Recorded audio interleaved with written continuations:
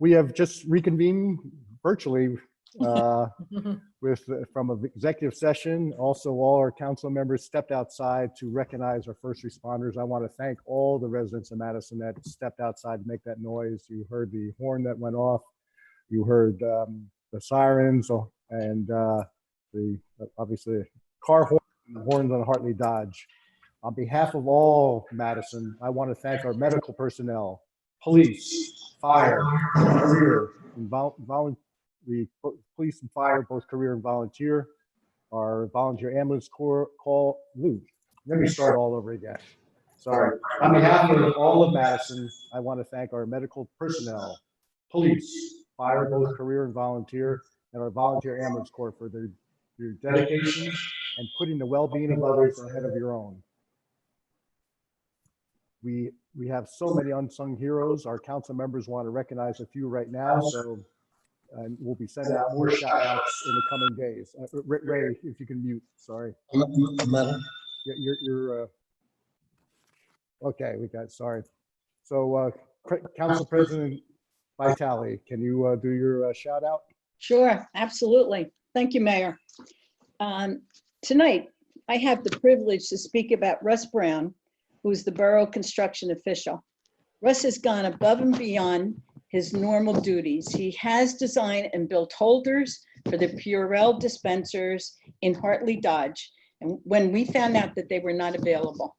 He also made the same holders for all the senior buildings on his own time. Russ has kept the inspections going to ensure that work on people's homes can be completed.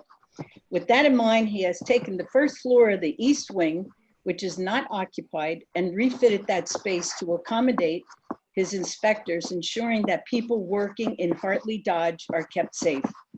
As you know, we had a 7 p.m. clap out for the first responders and medical workers, and we decided to have the horn blown from Hartley Dodge. When asked about it, Russ came down on Sunday evening to get the horn prepared for that event. He often told me how much he loves Madison and serving the residents. So he will always go above and beyond for those residents. Thank you very much, Russ. We appreciate you, and we thank you for all your hard work. Thank you. Thank you, Mayor. Thank you. Councilwoman Bailey. Yes, thank you, Mayor. I actually have 3. Is that okay? Okay. Okay, thank you. I mean, I've got lots more than 3, but I think no, there'll be more. There'll be more to come. This is just the tip of the iceberg. Okay, but I just realized I have 2 that I really want to set out tonight. So the first one, though, is Suburban Shoe Shop sent out an email asking if we could help our healthcare providers at the hospitals. They are in desperate need of shoes they can wear at the hospital while they're working with COVID-19 patients. The shoes stay at the hospital and are then disinfected for the next day. Suburban Shoe Shop made it very easy to help donate and then choose which hospital you would like to give the shoes. So I want to thank our local shoe store for organizing a way for us to help. I also want to thank Ray Cody, our borough administrator. He moves mountains for the residents of Madison, and Madison is very lucky to have Ray Cody. And I want to thank Mayor Conley. He wears his heart on his sleeve and has been working tirelessly to figure out the best ways to help our residents and businesses. So I thank you both very much. Thanks. Thank you very much, Austri. Councilwoman Byrne. My shout out tonight is to Frank Iannarone and Madison Pharmacy, who have been working overtime with working with physicians and other healthcare providers to make sure that Madison residents continue to have the life-saving medications delivered to them in these uncertain times. And you know, we can't all of this isolation. We can't all get to the doctors, and they've been making sure that everyone is got the medication they need, and it's been a wonderful thing. And Councilman Hoover. Yes, thank you very much, Mayor. There's 2 women that I would love to give a hearty shout out to. That's Maria Slaybaugh and Paula Notari. On their own, they started a shopping service for seniors for grocery shopping and pharmacy pickups. They, not only that, they established an 800 number and an email address so that they recruited over 75 volunteers to help with this. We're getting more every day. I just got Jojo Starbuck today, and other people are volunteering as well. So they're just a terrific people. And not only that, but we added a pickup and delivery laundry service at a discount. So it's going very, very well. And these two ladies, Paula and Maria, deserve a big round of applause. So that's for them. Thank you. Councilwoman Cohen. Tonight, I'd like to recognize the Frontline Appreciation Group of Chatham and Madison, started by two moms, one in each town, who asked to remain nameless because they say it's the entire 2,500 member group of Facebook that has made this possible. As of 5 o'clock today, they had coordinated 2,278 meals to those on the front lines. They've paid Madison and Chatham food businesses and restaurants $15,400 to help them out, and raised over $80,000 in donations. Their goal is to show appreciation, uplift, and fuel the people on the front lines, as well as supporting the local residents. So kudos to them and the many offshoots that they have formed of Girl Scout cookie donations and T-shirt sales and all sorts of other things. Thank you very much. And Councilwoman Ehrlich. I didn't think she was on. Oh, Thank you, Mayor. Oh, phew. There she is. I'd like to shout out our unsung hero, Linda Sawyer, tonight. As our qualified purchasing agent, Linda Sawyer is the borough's expert in procurement procedures and all the specialties of administration, ethics, and information technology that are required in this critical role. Linda is also our personnel director, and she is legendary in the administration for her professionalism, her caring manner, and her great way with people. When the news broke last week that New Jersey had received a major disaster declaration retroactive to January 20th, it was a relief to learn that all department heads have been tracking our COVID-19 expenses since then. Linda had created a special tracking ID in our finance system for purchases and payroll costs related to the borough's emergency response. This will allow the borough to submit our expenditures to FEMA for future reimbursement. The model system that Linda created was shared and is now being replicated in multiple towns. And in the midst of this crisis, we have to point out, Linda was also scheduled to retire from her 16 years of service to Madison on April 30th. And in this time of need, the borough administrator asked Linda to delay her scheduled retirement for a month or more so that we could have the benefit of her creativity and her unique skills during this public health emergency. And Linda immediately agreed. So we want to thank and commend Linda for her expertise and for putting the borough and its residents first in this time of need. Thank you, Linda. Thank you all for sharing those great unsung hero stories, and we will be sharing more. And in honor of all those and in honor of our great country, let's please rise for the Pledge of Allegiance.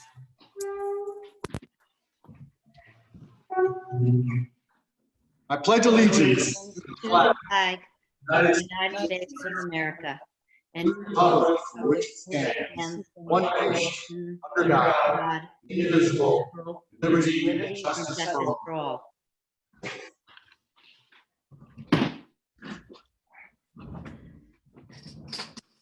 We connected here.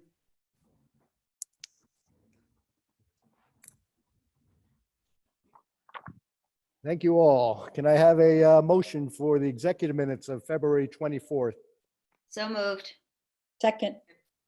This has already been discussed. All in favor? Aye. Aye. Abstain. Let the record reflect that we had 5 ayes and a abstention, right? But you don't have to abstain. I know that. I do that purposely, you know. Yes, I know. Can I have a motion for the regular minutes of February 24th, 2020? So moved. Second. Any council discussion? Two people that weren't there. Yeah, right. Right. Right. It's all in favor? Aye. Aye. Okay. Okay. All right. Welcome all, and to those that are listening in, this is obviously our first virtual council meeting. Our last meeting was on March 9th, only 3 weeks on the calendar, but years in respect on how our lives have changed. Originally, this council meeting had been moved from last Monday so our council members could attend the annual Taste of Madison. Of course, that did not happen, though many of us did enjoy our own version of a virtual taste. This extra week allowed us to put all resources towards handling the initial days of this crisis while also putting this platform in place. We have tested our systems, but as you saw from the start, it doesn't mean that this will not go without a few bumps. So I appreciate your patience out there. I want to welcome all our council members who are home and attending this meeting virtually. They have been on the job working hard, and we've had, I don't know how many Zoom meetings, making sure they're kept up and informed on everything going on. Also in our council chambers, separated by social distancing, is our attorney, Matt Giacobbe, Administrator Ray Cody, CFO Jim Burnett, Clerk Liz Osborne, our communications coordinator, Michael Plessier, and down the hall in our office is Lisa Ellis, our Director of Business Development. And also on here, and we'll hear a little bit later, is Valerie Dolan, our auditor. I want to thank all the Madison residents for taking COVID-19 so seriously. While we did have a few issues of non-compliance last week, it does appear that everyone is now following social distancing protocols. We now know that this will be our world for the next month and then some. We all know the saying, every cloud has a silver lining, and this is probably one of the darkest clouds we've ever seen, but it too has a silver lining. It has brought families closer together, literally as we're spending so much time in our homes, but also during the time spent getting fresh air and exercise by walking together as a family. In this day and age of screen and not quality time, maybe this pandemic can produce a positive result by moving families more closely together. My wife and I have been going out on walks, and I have decided to walk or bike every street in Madison. I ask you to join me in what I'm calling the Silver Lining Pledge by walking, running, or biking every street in Madison in the coming weeks and beyond. Of course, keep your social distance, but make sure you greet others with a wave and a smile. We are one great community. We are all in this together. Shortly, you'll be hearing about the steps that Madison is taking to respond to this pandemic crisis, including changes to the budget and programs to help those who have been directly affected by the pandemic and economic downturn. From the generosity of our residents to the fiscal strength of the borough, Madison is in a position not only to weather the storm, but to pave the road to recovery. You have our commitment that we are at your side, not only today, but in the coming weeks and months with an eye to the future years, so we can say that we are Madison strong. To put this all in perspective, I want to share a story of a family I know in another state. This family has had at least 5 infected with the virus and have lost 2 to COVID-19, 1 this morning. This certainly helps us understand the devastation this virus can inflict. 1 death in a community is heartbreaking. 2 in one family is too much for anyone to bear. I do want to share this from the obituary that helped really put in perspective that in a time of someone's grief that they would share this message. In lieu of flowers, her wishes are that all people do what is necessary to flatten the curve and do their part to eradicate the coronavirus COVID-19 so we can end the suffering of so many, and to always be kind and grateful for all those out on the front lines of this pandemic. They are working so you can stay safe. Let us take a moment to think of those who have already died from the virus, those who are currently sick, and of course the front line who are fighting and battling, ready to respond to any call for help. Please, we'll take a little moment.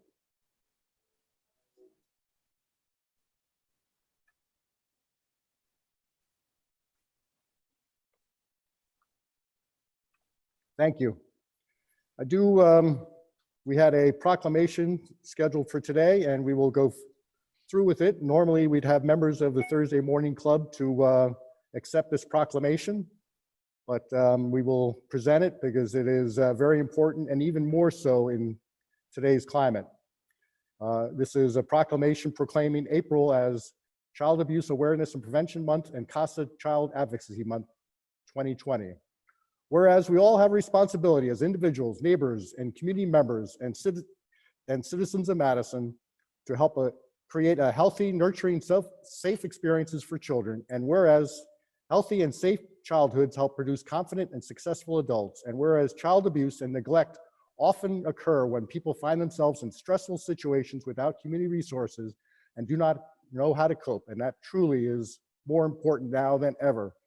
Whereas incidents of child abuse and neglect can be reduced by making sure all families have the support they need and to deserve to raise their children in healthy environments. And whereas court-appointed special advocates, known as CASA, is authorized by state statute and federal law to help the court and child welfare systems make best interest decisions on behalf of children removed from their homes because of abuse or neglect. Whereas CASA volunteer advocates in Madison help ensure the abused and neglected children are placed in foster care and out-of-home replacements are safe and receive the services they need to achieve well-being. And whereas CASA volunteers reduce the number of moves between placements, help shorten the overall time a child remains in placement, and serve a consistent person in a child's life until that child achieves permanency in a safe home and loving family. Now, therefore, I, Robert H. Conley, the mayor of Borough of Madison, on behalf of the governing body, hereby proclaim April 2020 as Child Abuse Awareness and Prevention Month and CASA Child Advocacy Month 2020 in Madison, and urge all citizens to support CASA network across New Jersey as it strengthens families and help children learn, grow, and thrive. A very strong reminder of what we should be doing, especially now. Thank you. And we now move on to reports from committees. Finance and Borough Clerk, Council President Vitale.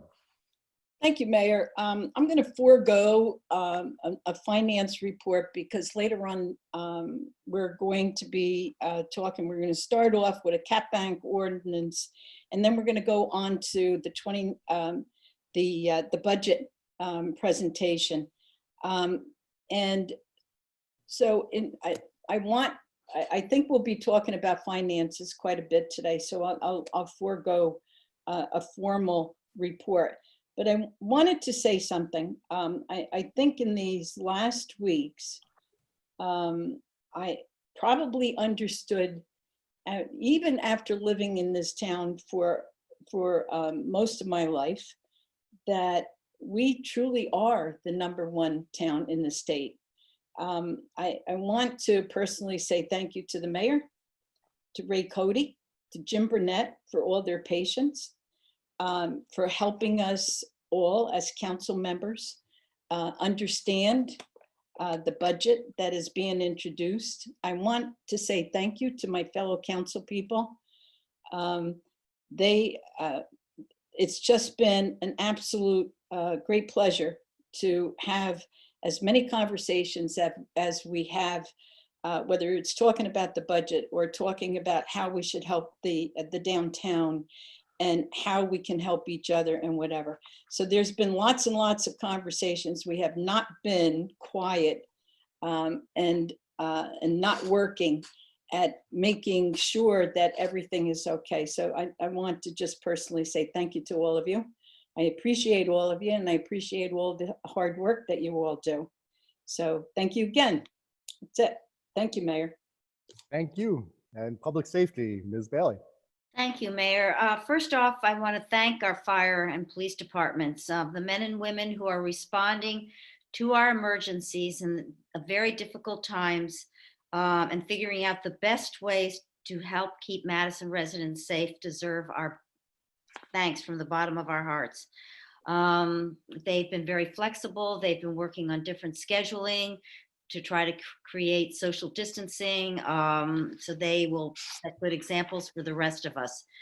So from the fire department along with the police department and the ambulance squad have all modified the way they're delivering emergency services due to the COVID-19 pandemic. The fire department will continue to respond to all calls for help, in addition to calls related to the COVID-19 pandemic. In an effort to limit the exposure of the virus to firefighters, their families, and the public, shift schedules and operational procedures have been modified. In the past couple of weeks, Madison's first responders have been working closely with county and state officials and with our local Madison Health Department, and local health department has been a tremendous asset with their expertise in helping all of Madison's first responders deal with the COVID-19 pandemic. Chief DeRosa would particularly like to thank Mike Fitzpatrick, our health officer, for his leadership, and Marlene Dolan, our nurse, for her guidance. And Chief DeRosa also wants to remind the public to only call 911 for an actual true emergency, or 911, sorry. With regards to COVID-19, if you think you've been exposed to COVID-19, you have questions about COVID-19, or are having flu-like symptoms, please call your doctor or call 211 to get guidance on what to do. If you call 911 for a COVID-19 related problem, first responders will be taking extreme safety precautions to protect themselves while interacting with and caring for the patient. Also, when a patient is transported to a local hospital with possible symptoms of COVID-19 or is known to have COVID-19, the crew and ambulance will be out of service for approximately 2 to 4 hours due to the strict safety procedures that must be followed and for the decontamination that has to take place in order for the ambulance and crew to go back into service. So thank you for your support from the chief of the fire department and from the police department.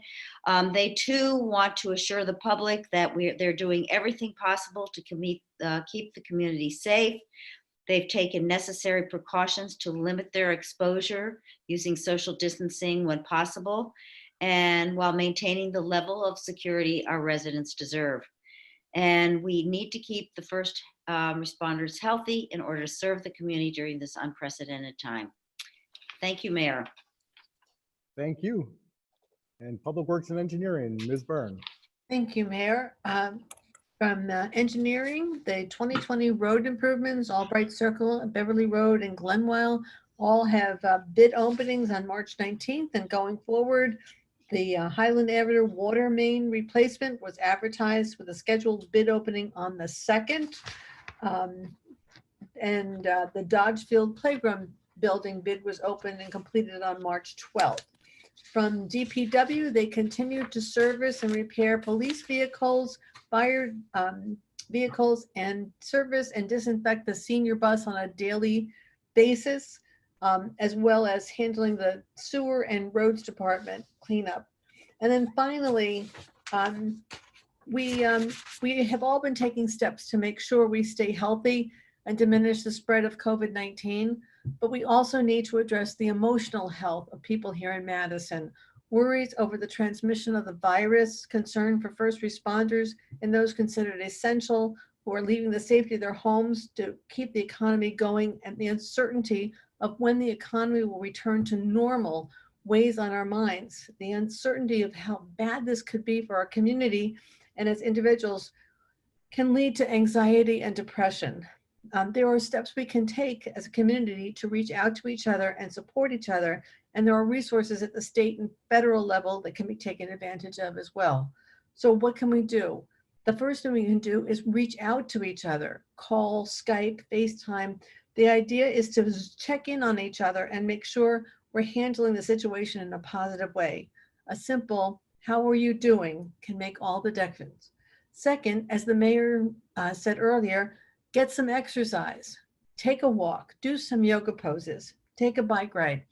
You know, if you're outside in the sunshine, you get melatonin and endorphins. It's a double dip. And finally, reach out. Don't feel bad if you're feeling overwhelmed by events. You're not alone. The Substance Abuse and Mental Health Service Administration operates a 24-hour hotline for mental health resources. Their number is 1-800-985-5990.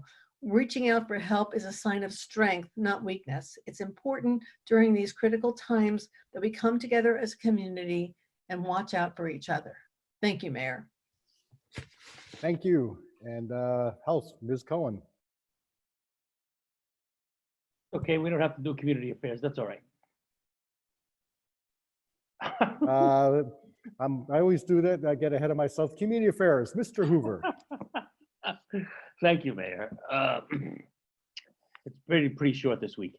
The Senior Citizens Advisory Committee A subcommittee of the Senior Citizens Advisory Committee met with Nancy Hess of Norwest Cap to jointly plan how we can increase the number of Madison people on the telephone reassurance list.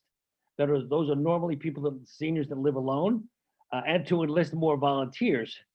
5 volunteers are now making calls to 21 seniors each Wednesday, of which I'm one.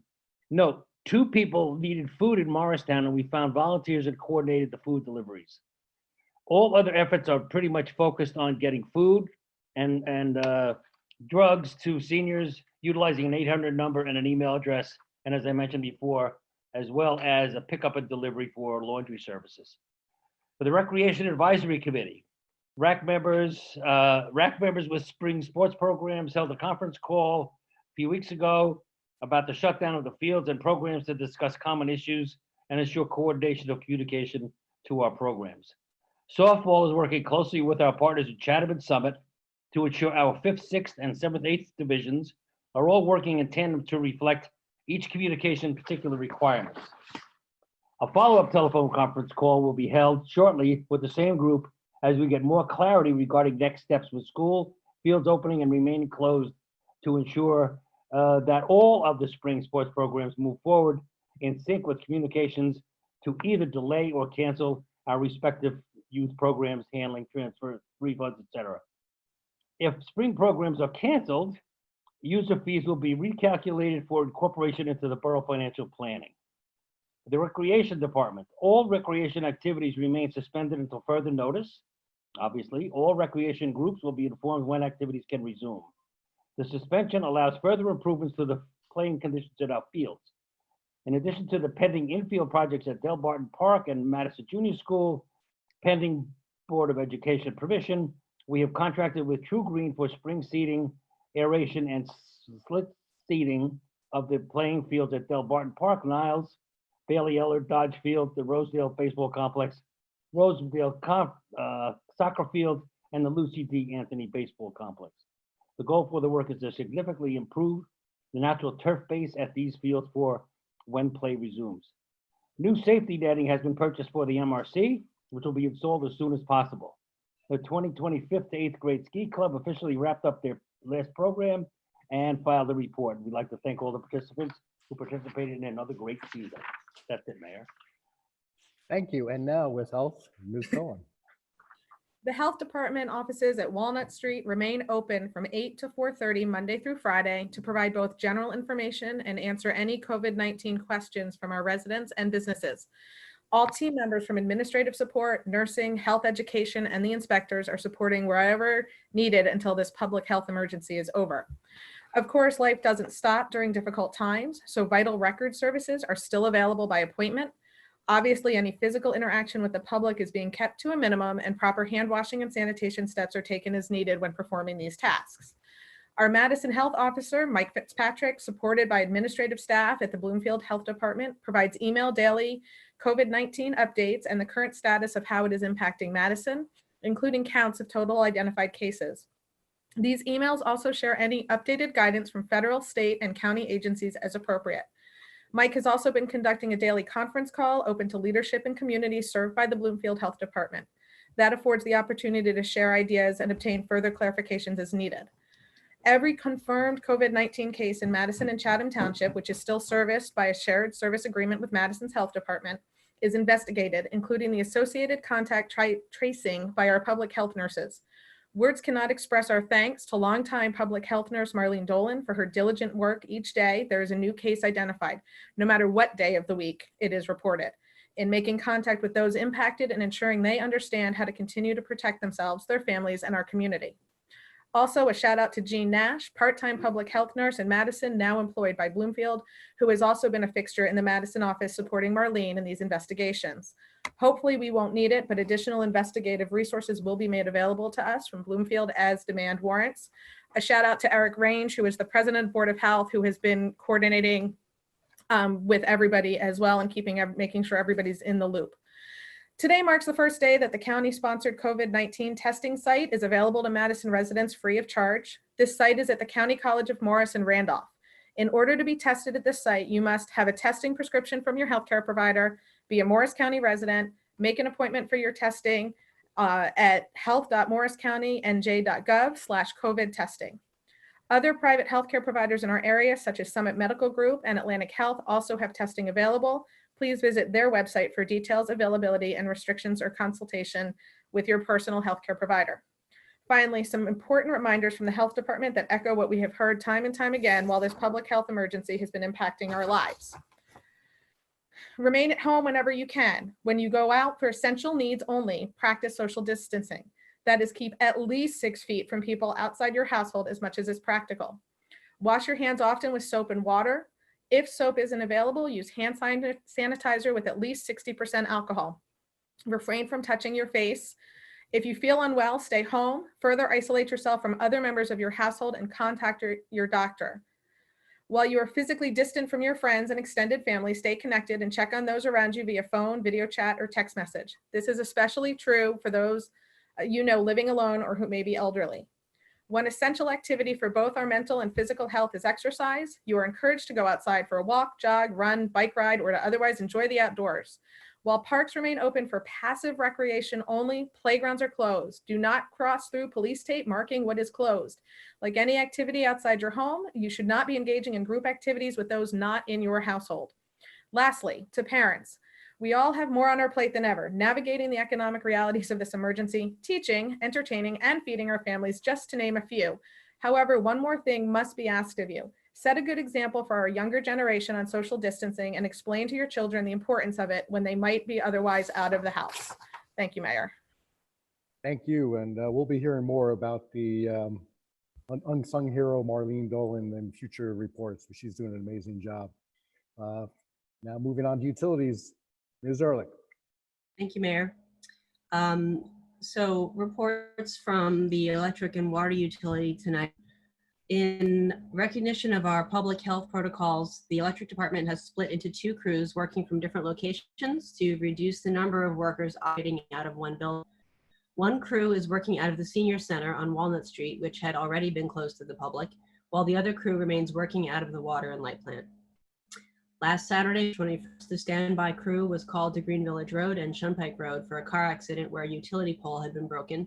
The standby crew secured the pole and wires so that the pole could remain in service until Monday when Verizon could come to replace it. The electric department has completed the tornado damage work on Lawanaca Way. They replaced 5 broken utility poles and have also placed streetlights with LED lights. The electric department has also started installing LED streetlights on Ridgedale Avenue. We are in the process of ordering more LED lights to allow us to continue the LED upgrades on all the main roads in town. I have another report related to electric utility that I'll switch over to, which is a great update on our electric vehicle charging project, which is now underway. Lisa Ellis, our Director of Business Development and the lead on our parking operations and improving our public parking, provided a great update on the EV charging stations last week, on March 18th. The borough is ready to move ahead with the purchase of the EV charging stations based on the completion of the grant paperwork for this new green energy infrastructure. The charging stations will be installed at the Maple Avenue parking lot, Waverly Green lot, the Cook Avenue lot, the MRC parking lot, and the Madison Public Library lot. The electric utility and the Department of Public Works have been asked to assess what work and materials will be needed for site preparation so that the installations can proceed as soon as possible. And for residents who would like a preview of Madison's EV charging stations, you can check out the same units which were recently installed in Chatham in the parking lot located behind 24 Main Street in Chatham. From the Water Department reports that they have installed a new 1-inch water service for a newly subdivided lot on the corner of Rosedale and Longview Avenue. They have installed the new water fountain inside the new dog park on Rosedale Avenue. It's now up and running. And the department is the new water fountain at James on the Madison Avenue side. The existing fountain had been vandalized and needed to be replaced. And lastly, the water department would like everyone to know that during these challenging times with the COVID-19 virus, it is business as usual for our water utility. Our water department continues to conduct all state mandated water quality tests and will continue to deliver clean, safe water to our customers. Thank you, Mayor. Thank you very much. There was a lot of information was shared. A reminder to the public that rosenet.org, we have a dedicated page to all the COVID-19 response. So please visit that often. And now we move on to introduction of the 2019 budget and tax resolution R111. First is the cap bank ordinance. And so I call up ordinance 12, 2020 for first reading. I ask the borough clerk to read said ordinance by title. Ordinance 12-2020. It's calendar year 2020 ordinance to exceed the municipal budget appropriation limits and to establish a cap bank. Mayor, I'll move ordinance 12-2020. Second, All right, Jim, as I often do this every year, is to call on you to explain why we do this ordinance. Sure, Mayor. Thank you. Ordinance 12-2020 is for the appropriation cap. We have two caps that are established by New Jersey state statute. This deals with the appropriation limits that the borough is permitted, and any excess that we do not use in a particular budget year can be capped, and a certain number of years, 2 years, can be capped. So if we need to, they can be banked. So if we need to, we can reach back and use that cap space if we need to increase appropriations. We haven't had to do it in years and years. This is really a ministerial act. Anybody who is really interested in it, it's quite a detailed calculation. It's in the budget document on sheets 3B and 3C, 3B and 3B2, and happy to go into more detail with anybody that wants to know. But from a ministerial standpoint, it's just important to do this to give the Borough of Madison flexibility down the road should we need it. Any further discussions or questions for Mr. Burnett? Nope. All right, can I have a roll call vote, please? Mrs. Vitale, Yes. Lee, Yes. Ms. Byrne, yes. Mr. Hoover, Yes. Ms. Cohen, Yes. Ehrlich. Yes. Okay, thank you. Now we move on to the introduction of the budget. Will the clerk please read the statement? Upon introduction and adoption, the 2020 budget and tax resolution will be published by summary in the Madison Eagle on April 2nd, 2020, with a public hearing date set for Monday, April the 27th, 2020 at 7 p.m. via a teleconference, most likely, or in the council chamber of the Hartley Dodge, at which time and place all interested individuals have an opportunity to be heard, and there will be consideration for final adoption. A copy of the budget as introduced will be filed with the Madison Public Library, the County Library, and posted on the borough's website for public review. Thank you. And as we call up the resolution, as mentioned before, a lot has happened, obviously, since we gave our CFO the marching orders to prepare a budget. I will ask for a motion, but then ask the chair of our finance to set the stage on this, on the proposed budget to be introduced. Okay. Mayor, Resolution 111-2020, resolution of the Borough of Madison adopting the 2020 budget and tax resolution. So moved. Second, Okay, we'll go into discussion on this budget. If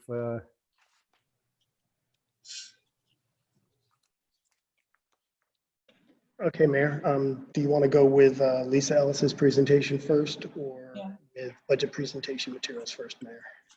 I believe we need to do the, as part of the resolution, we should be doing the budget presentation. Okay, Yep. very good. I believe Council President Vitale is going to start the presentation. Michael will launch the PowerPoint in one moment.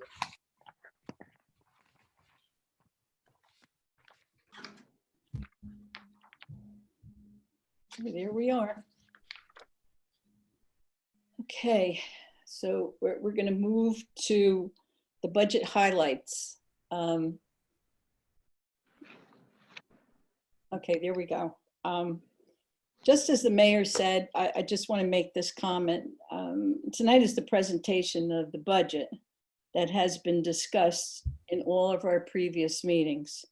Since March 2nd, when we had our last meeting, and we discussed a lot of what would be in that particular budget. A lot has happened. So you're going to see these first few slides, and we're going to. I can't see this too well. Okay, just so that people understand that this were these particular slides were the proposed budget at the time. We had full discussion on them. They will still remain in this particular budget. So the $7.8 million for capital improvements and critical infrastructure, that's in capital dollars for 2020, and over 30 million for capital improvements over the next 5 years for roads, utilities, and critical infrastructure. The electric dividend, can we go to that one? The electric dividend, we talked about, we passed a resolution saying that we can accommodate the 2.0 million dividend to be given back to the electric utility customers this year, plus a $200 targeted rebate for income eligible residents. There's a little caveat down on the bottom that says a plan to extend the rebate program to furloughed residents and small businesses will be discussed after this presentation, and the mayor will be discussing that. So the $2 million electric dividend will be in it. We have the water meter project, which is probably what I think is one of the most important projects that we have coming up this year. We put an additional $1 million into that to be used from the water surplus to expedite the installation of new water meters and automated water modules. You know, a lot of our water meters are very, very old, and most of them are inside homes. So it's quite an effort to get this done. So we have decided that we will go ahead and hire a company that will come in and get this project and expedite it. So I think that this is probably one of the most important things. I've talked over the years about how important water is to all of us. The next slide is the budget highlights. The first one is there's no change in services to residents. And as you can see, what we have decided to do is to fund the hire of the 3 new police officers. We have 3 of them retiring very quickly, so that's real important. Increase of the garbage and recycling budget of $322,500.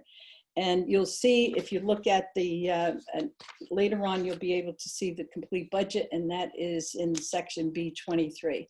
Increase in police, fire, and wages of $196,641, and police and fire portion pension of $82,292. Okay, and you can see that on B18. Funds for recreation field improvements, which we have decided over the last few years were absolutely necessary, and we've been making great strides in that way. Funds for the master plan update. Master plan is extremely important. It has not been completed since 1990, I think it was. So a new one is absolutely pertinent at this point. We have money in the budget for expanded hours at the recycling center. We have a new recycling center being built, and this is going to make things a lot easier for the residents. So we will have expanded hours down there. So that is in this budget. A number of small changes are embedded within the budget that will reduce the generation of surplus. Okay. So we're going, property continues to be the third, this GVR property, Rose Hall and Madison Place. This property continues to be the 3rd largest taxpayer in the borough. The complex paid over $900,000 in property taxes and fees in 2019. Board of Education received $225,541 in 2019 as a pilot program that we agreed to with the Borough of Madison in 2019. So what has happened? The world has changed a lot in 3 weeks. And I've spoken with the mayor, members of the council, with the administration, and we've made a few changes to the budget that was discussed back on March 2nd. This budget now includes a 1% tax increase instead of a 2% tax increase. We feel that it is important to give the economic uncertainty. $200,000 in additional operating funds, which can be used on the COVID-19 related expenses. Hartley Dodge is currently on restricted access. Our senior center is closed. We don't know what the future will bring. So we felt it was necessary to set aside funds in the budget just in case. We're very fortunate to have a surplus, which is allowing us to make these changes. And we are right now considering holding off on proceeding with non-essential capital projects.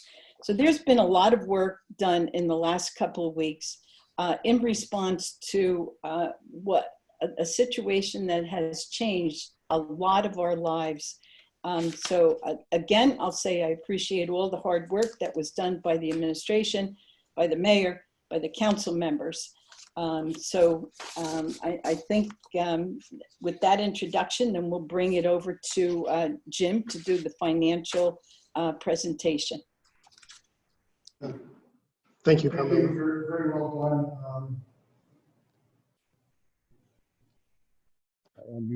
done. Thank you very much, Council President. And Jim, before Jim takes over here, we have seen some hand raising and other things for people that want to ask questions. This is this is not the hearing, so shortly we will be having our first of two opportunities for the public to comment, and that is when you can comment or ask questions. So please stay tuned for that. Okay, Michael, if you could advance the PowerPoint 2 slides to the municipal budget. Thank you, Mayor. Thank you, Council President Vitale. It's an honor to present the budget here. As Council President Vitale mentioned, $200,000 has been added into the department operating portion of the municipal budget for COVID-19 related expenses. This will be funded from municipal surplus, which is the revenue line B1.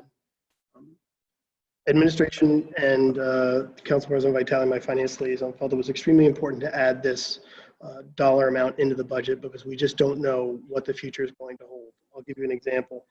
When Hartley Dodge opens, it's not an if, it's a when. We hope it opens, sometime later this year, maybe in June. Will we be required or feel obligated to have special cleaning that's done in the building that we haven't done in the past, given the COVID virus and the pandemic? That could be a significant expense. There's other expenses that we're already incurring, including this technology platform we're working with today, and the ability to establish remote work conditions if it's required. So all of those expenses are being tracked, as Councilwoman Rachel Ehrlich mentioned, and we have a budget line that permits that. This budget includes a 1% tax increase on existing homes. It was dropped from 2% to 1%, and that drop was funded by an increase in the electric surplus, which is used as a revenue line in the municipal budget.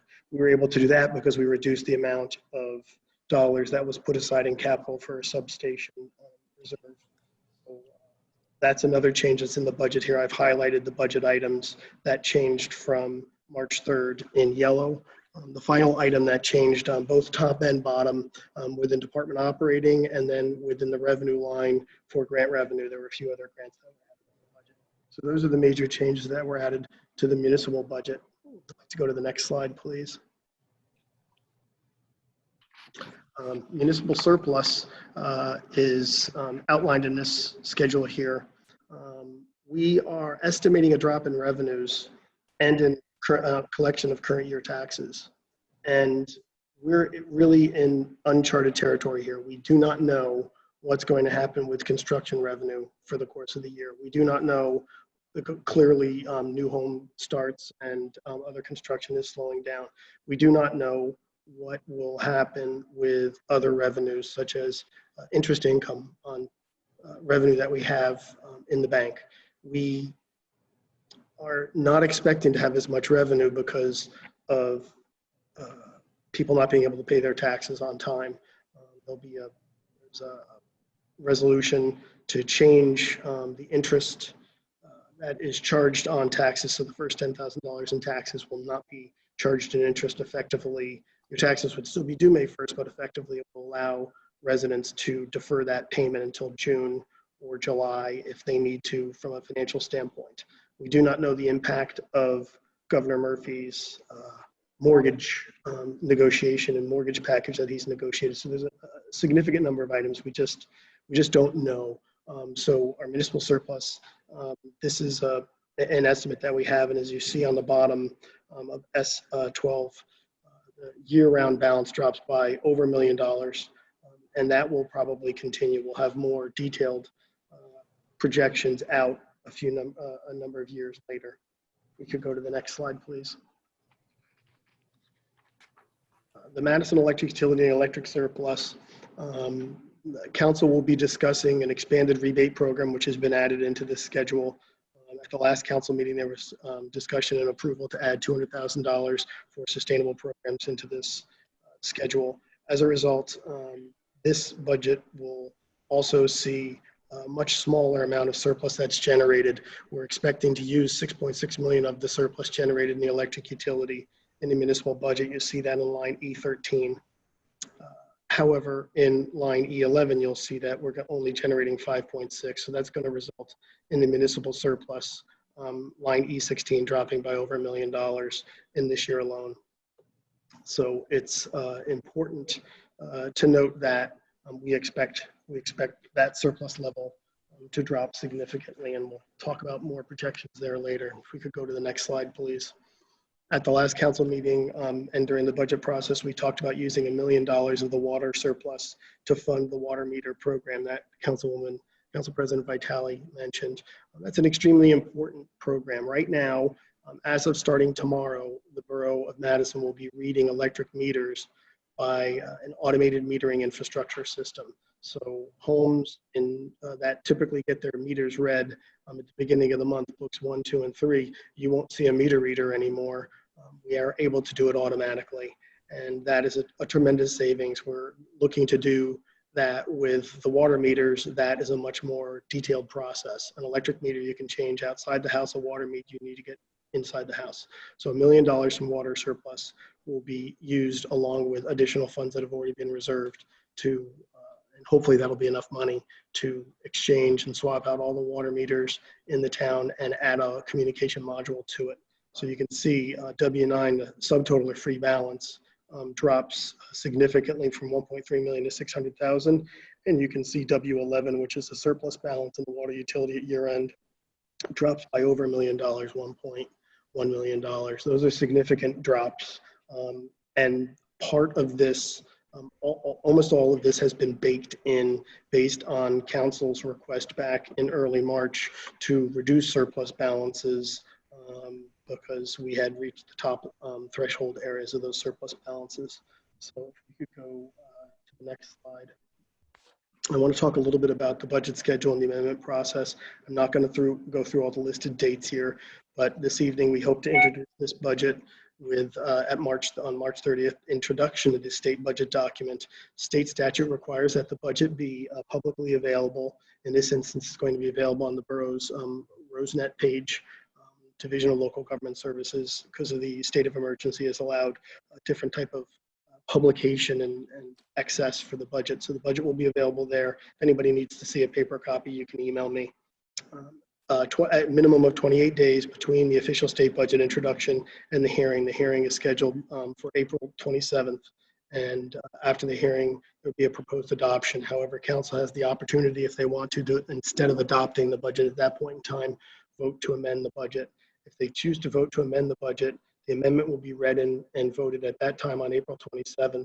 It would be advertised, and then the amendment would be voted on at the following council meeting, which would be May 11th. So council can amend the budget. We think it's important, and in a few minutes, if council has an interest, our auditor, Valerie Dolan from Ms. Savaccia will be on and will be available. We think it's important to introduce this budget.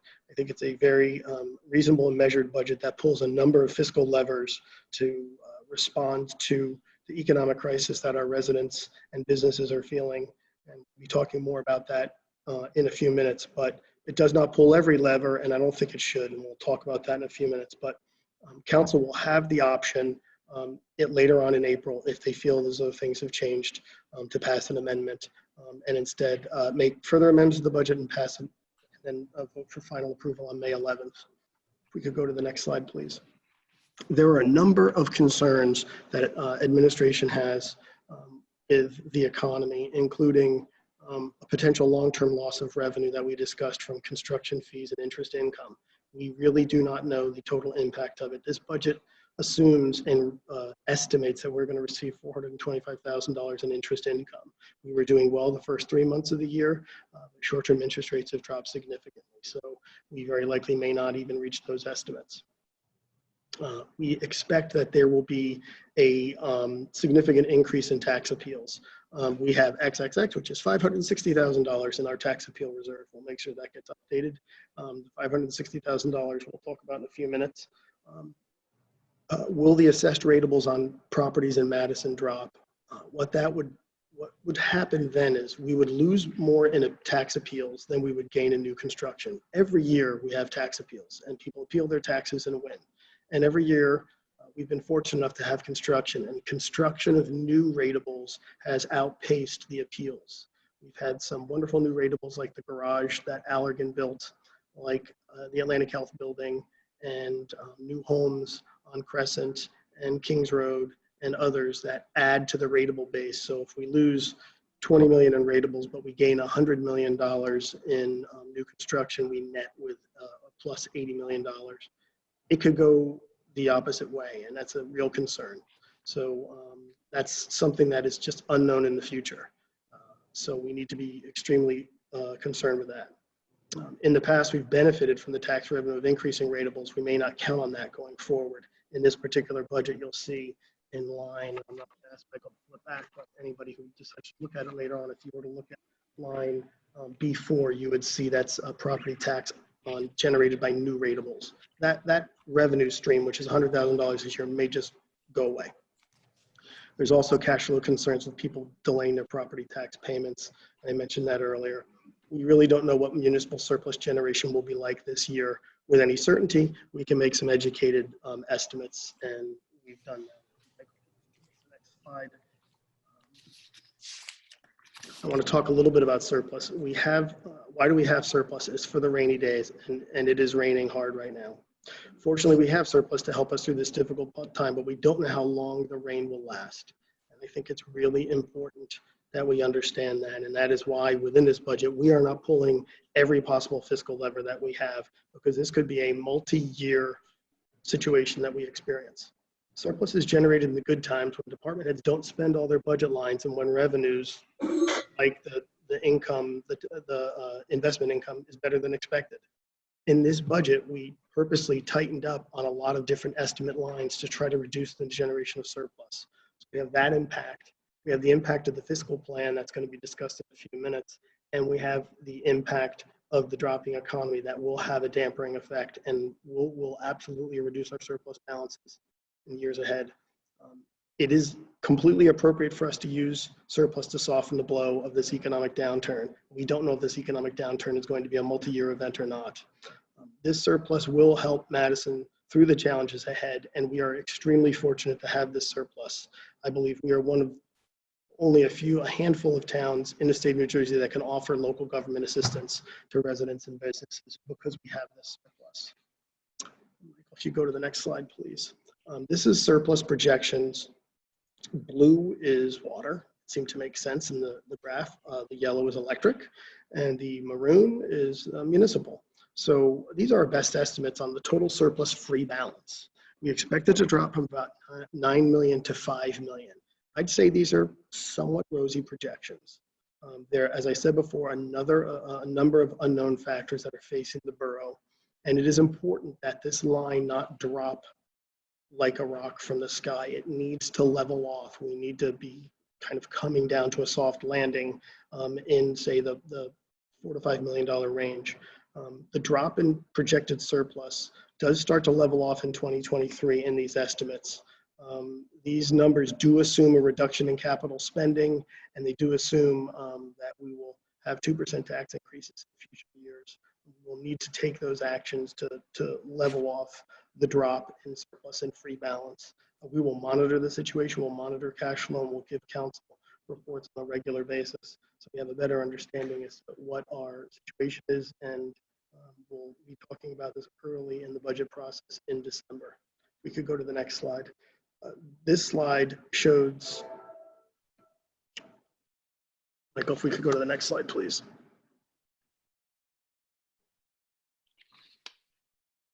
This slide, as you can see, if you, Michael, just toggle back to the first one and then to this one real quick. Just watch the chart. Watch how significantly the projections in 2021, 22, and 23 in surplus drop. They drop to what I would consider to be concerning levels.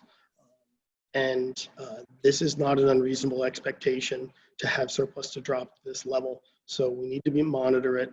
There are ways that we can limit the surplus drop, and we're fortunate to have those levers. But as I said, this is unprecedented time, and the long-term effects of this economic downturn are unknown. And so it's important to act prudently and pull some levers now, and possibly council may come back and say, Jim, in August, we want to do more, and we can do that. And then next year we want to do more, and we'll be able to look at surplus levels and have a better understanding as to where we are in tax payment levels. So shout out to Councilwoman Deb Cohen for getting me to do this stacked bar graph, because I think it really helps to visually show what we're doing. We've talked about surplus being at the high end of projections, and you're seeing a drop. If you look at the very bottom line, total of $9.7 million in free balance in 2019, down to $3.2 million. That is an incredible drop in surplus. Surplus is the cushion that helps us in the difficult times. We're using it in these difficult times, but we do need to monitor it in the future. So if we could just go to the next slide. This just shows something that you all should probably be familiar with seeing. It shows our property tax increases over the last 6 years. We add 1% to this. Municipal property taxes will only have gone up 4.1% from 2013 to 2020. For the average home, that'll probably be a little over $110 in increase in the municipal portion. The county and school will have gone up much more significantly. I just wanted to show that and bring that into light. I'd like to cover one more topic, and we'll keep on, Michael, if you go backwards one slide to the surplus slide, I want to cover this. I want to talk for a minute about the balances shown and on this surplus document versus what some people are saying is either a $15 million or more amount of money that we have available. I don't think it's appropriate to say that we have those funds available, because they are dedicated in our budget and in our finances for other purposes. The difference is that I'm reporting a $10 million, $9.7 million surplus, and the $15 or $16 million. The difference is primarily due to the following three items. One is utility reserves. We talked about, and you can see the blue line moving significantly down from 2019 to 2020. That is because we pulled money out of the water utility, and we'll be pulling money out of the water utility reserve, $600,000, and $1 million out of surplus to fund that water project that Council President Vitale mentioned. So utility reserves like that, like the water, the AMI water program, and the reserve for substation repairs are I don't think it's appropriate to add those numbers in. The reserve for tax appeals, we have about $560,000 in the reserve for tax appeals. And the reserve for tax appeals, it's important to note that almost every office building has submitted a tax appeal this year. Many of them have appealed their taxes for multiple years. These buildings pay anywhere from $650,000 a year in taxes to up to $1.5 million in annual property taxes. Given the economic downturn, we will surely see more tax appeals, and we will surely lose many of them.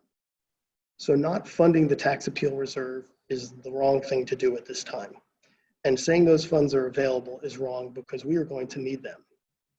I also want to talk a little bit about tax appeals. That we send out bills for all the taxes, property taxes in the municipality. That includes the local municipal tax, the county tax, and the school board tax.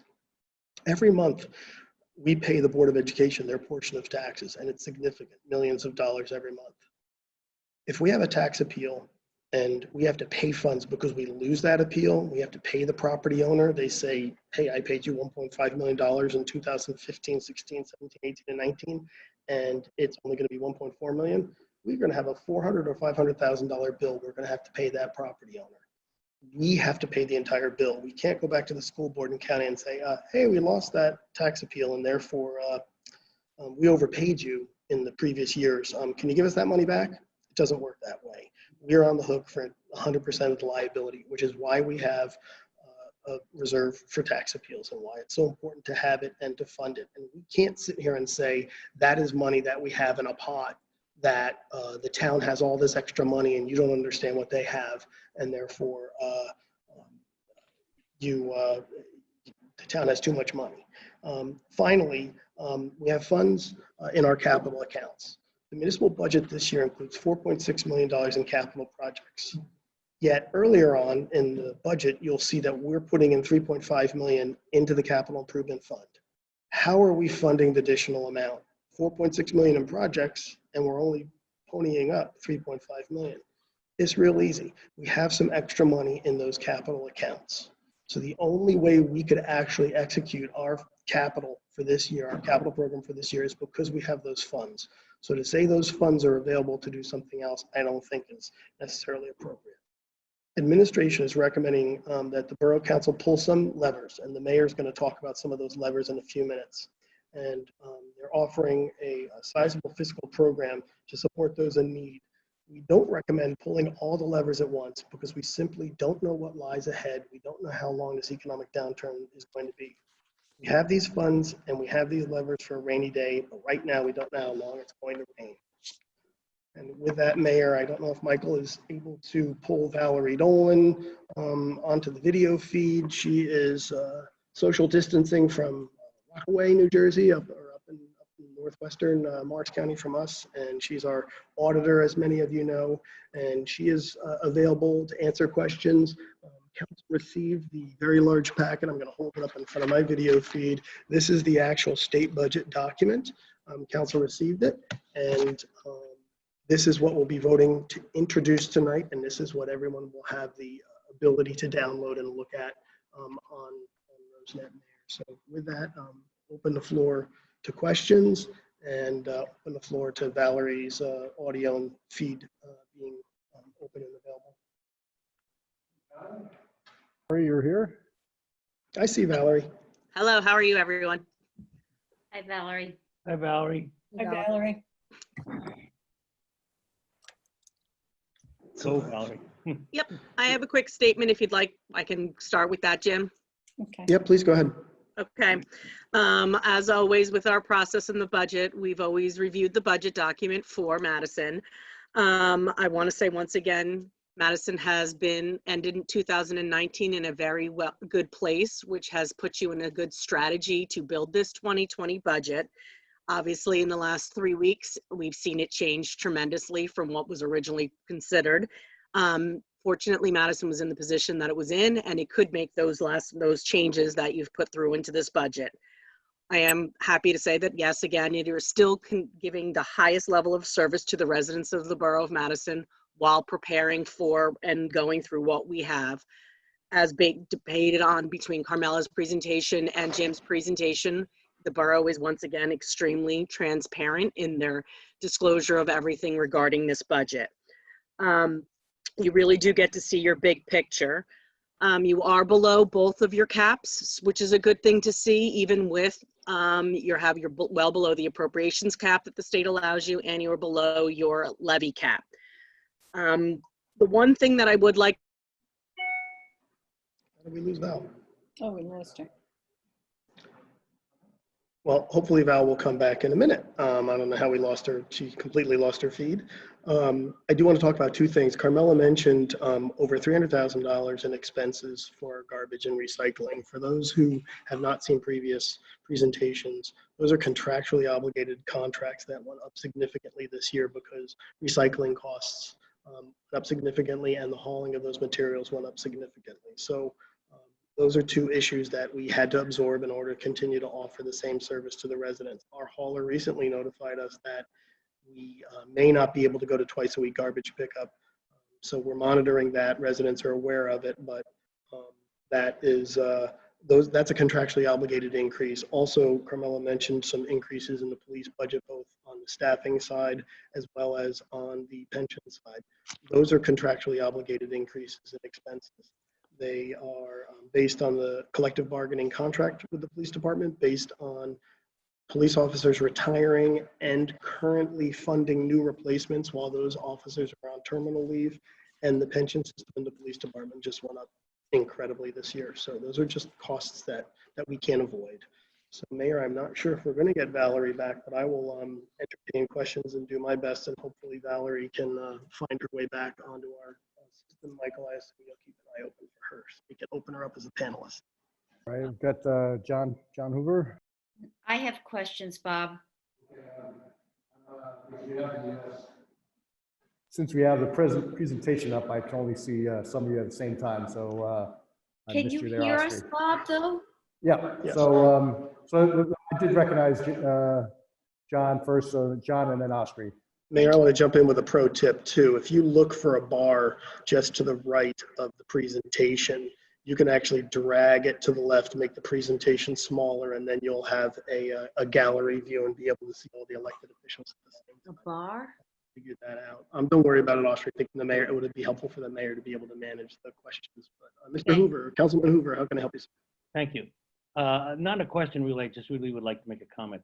Thanks to the incredible advice, counsel, input from my colleagues on the council and talking to Ray and Jim, and the mayor too, I am incredibly comfortable with this budget being introduced tonight, especially since we will have sufficient time to comment additionally, receive comments, and make amendments if necessary. So I would just go forward with this as being introduced tonight. Thank you. Okay, I have several questions, Jim. You can hear me? Yes. Okay, the first question is, we've had some federal and state initiatives come down to help with the economy in our state of New Jersey. Would it make a difference to our budget if we were to delay it and find out more about those programs, and whether it would have any positive effect on what we're doing for the people of Madison, or it doesn't? I don't think we need Val's to. back. Yeah, oh, Valerie's back. Hi, Val. I don't think Sorry, we need, internet went down, of course. no worries. You're up there in the high country, not down here. So Jim is answering a question, and then we'll let you finish. Yeah. Sure thing. So, Oshri, Councilwoman Bailey, I don't think it makes sense to delay the introduction. I think those federal programs are going to take months and months to figure out who's going to get what and how. We don't know what COVID expenses we may be able to get reimbursed. We actually don't have a tremendous amount. This isn't like a Hurricane Sandy where we're going to have a tremendous amount of DPW and electric utility overtime. This is a completely different type of emergency and event. So I don't know that it makes, I don't think it makes a difference to have to delay or wait for more information there, because it could be months before we have a clear understanding. Okay. And two things with it, the money flows as low as the county level, not to the municipal level. And I think another thing to keep in mind in this time is think about the amount of money that the federal government through FEMA put out through Sandy, which was a regional event. This pales in so much comparison that even with the package the way it is now, it's going to be very difficult for us to make up for everything. So I think that covers your. Okay, Mayor, I do have several other questions if I could continue after Valerie. Okay, yep, we'll come right back to you, and I have the full council in front of me now so I can see people wave. So, but you'll be first in line. Thank you, Mayor. All right, Val, you're back on. All right, sorry, my apologies. My internet decided to go down right at that moment. I actually only had one other statement that I wanted to make regarding this budget is I look at this budget, and I know Jim and I had spoken, I look at this budget as the plan. And as we're venturing, this is probably your best line at this point to put together what you believe is going to be We do not know, as was said by Jim, what your revenues might end up being, where we might fall short. So the thought process that I had when I was reviewing the budget is to, yes, to go forward and do the introduction and forward the adoption. But then from that point, post the adoption, then what you would want to do is really look at costly spending, because you want to be able to spend on what you need to spend on, and then keep things that, you know, there are wish list items in the budget or things that can be pushed into a future time frame. Cautiously spend your budget so that if 4 months, 5 months, 6 months down the road and you're running into a revenue problem, the budget on the other side, there is some alternatives for that budget. That's really what I wanted to say. If anybody Thank has you. any questions. And what we'll do is we're going through comments and questions. And so if you can stay on I sure will. your internet permitting. And so in case you have anything, we'll have Ostry followed by Deb. Perfect, thank you. Okay, so my next question, thank you, Mayor, is can the borough introduce tonight and pass the budget in April, but then still provide economic relief to those in our community who need it down the road? The answer is yes. We have the $200,000 line that we added into operating. We added that into the OEM budget. So there's going to be opportunities for us to either offer economic support there or possibly offer expanded programming if we needed to expand health insurance programs, maybe health insurance programs for the most needy individuals in our community. So that is clearly an opportunity. And then there is an opportunity, or we are able to declare an emergency and add additional appropriations to the budget process. It is something that we can do later on down the road if we feel like we need to do something. Okay, and there's been a lot of discussion. I just want to make sure everybody understands this about how much surplus the borough has. Some people say it's $18 million. You say it's $1 million. Can you explain and also show how we are using it and drawing it down again? I mean, Sure. If, Michael, you think we'll go back a couple slides to the surplus bar graph. Go back one more to one that's a little rosier. On that other one scares me a little bit. As I mentioned earlier, some people are saying that money that we have in a tax appeal reserve, money that we have appropriated in the capital budget that is set aside to spend on capital items this year, it's appropriate to say that that money is available and immediately access that money for emergent situations.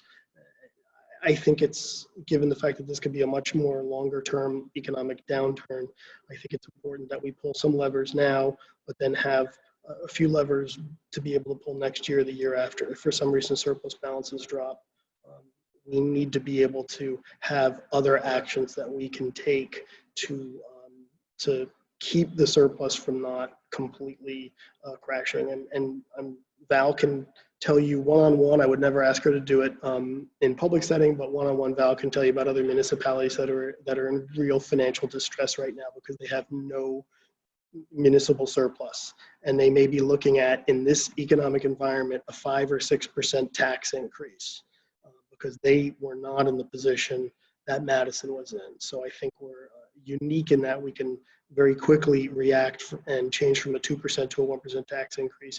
And later on, we'll be talking about other economic incentives offered through the electric utility that I think we're very unique, and there are other towns that simply are in dire financial shape because they don't have what Madison has.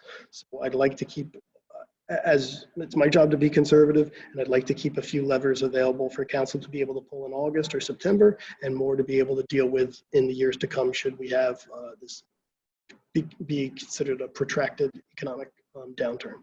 So then my final question, which kind of piggybacks on that, is given the state of the uncertainty of the economy, right now we're agreeing to go ahead with our capital projects, but could we postpone some of them during the year if we see that there's a real need to? Excellent point. We have some capital projects that are appropriated, but we have not awarded. And we have like the police firing range building. I would say that would be absolutely one that we would hold off on. We have over $2 million worth of road projects that we've appropriated. And Ray, did we award those contracts for the roads? We did. So the roads are awarded. Over $2 million of our $4.6 million municipal plan are awarded, and I think it's appropriate to go through with them.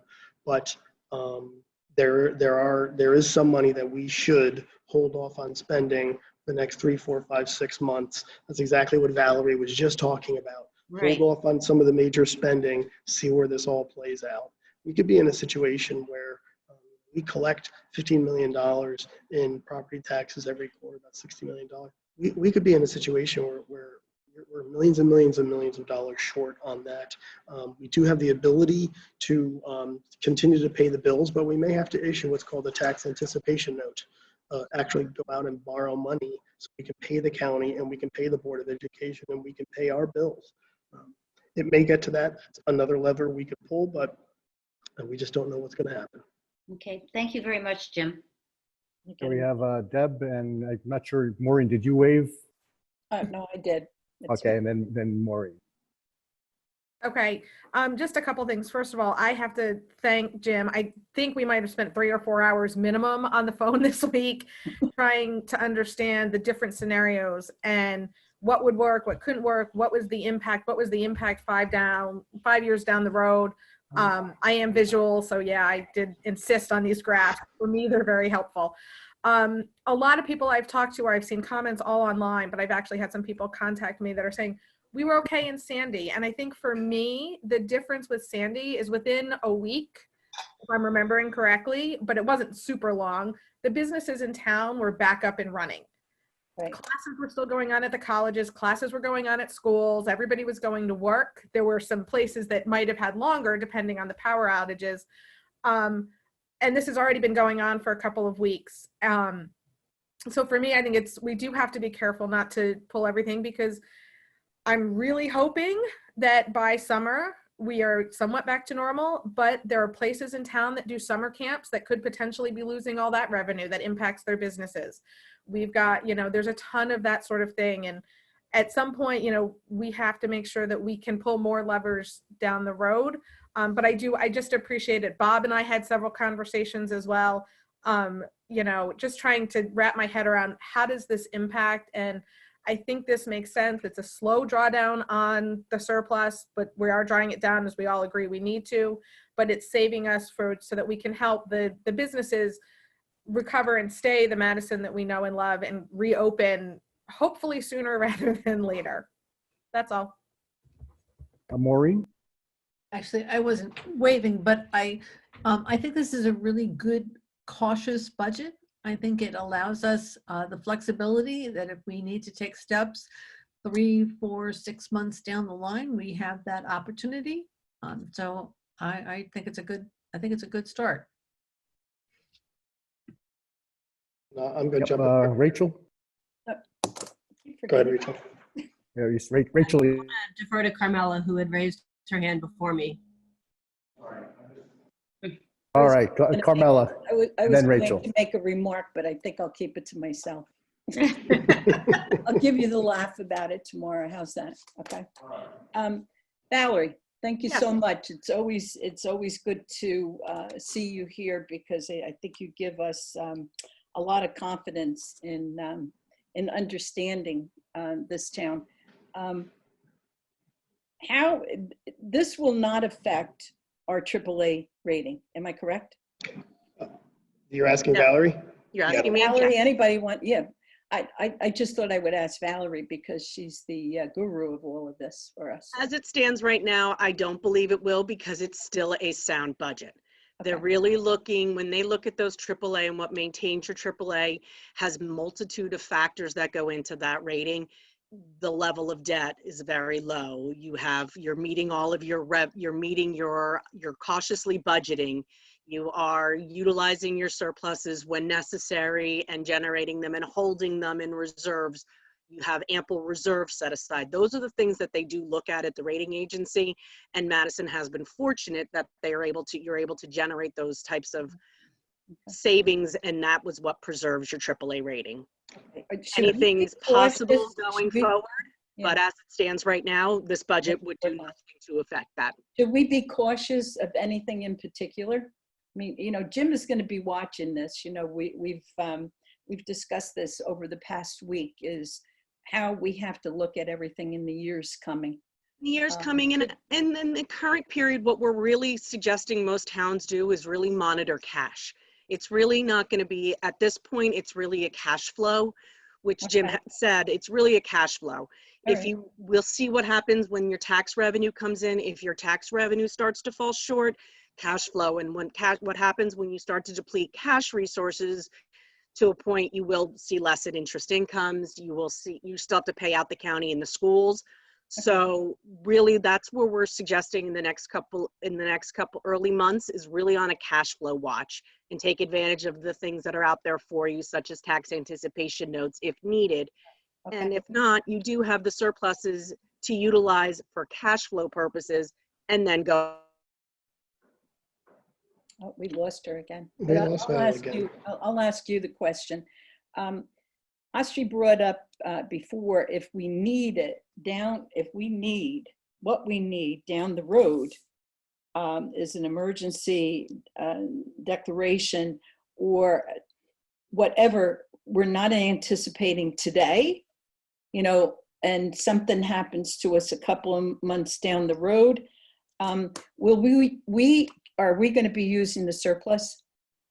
When you declare an emergency, that's what would happen. You'd use surplus this year. You'd have to fund it in the following year. But the $200,000 that we have in the COVID emergency line very likely may be available. And so, you know, we're going to do our best to not spend too much of that money and have that available. So if we need to do something through the budget in July, August, or September, we're able to do that.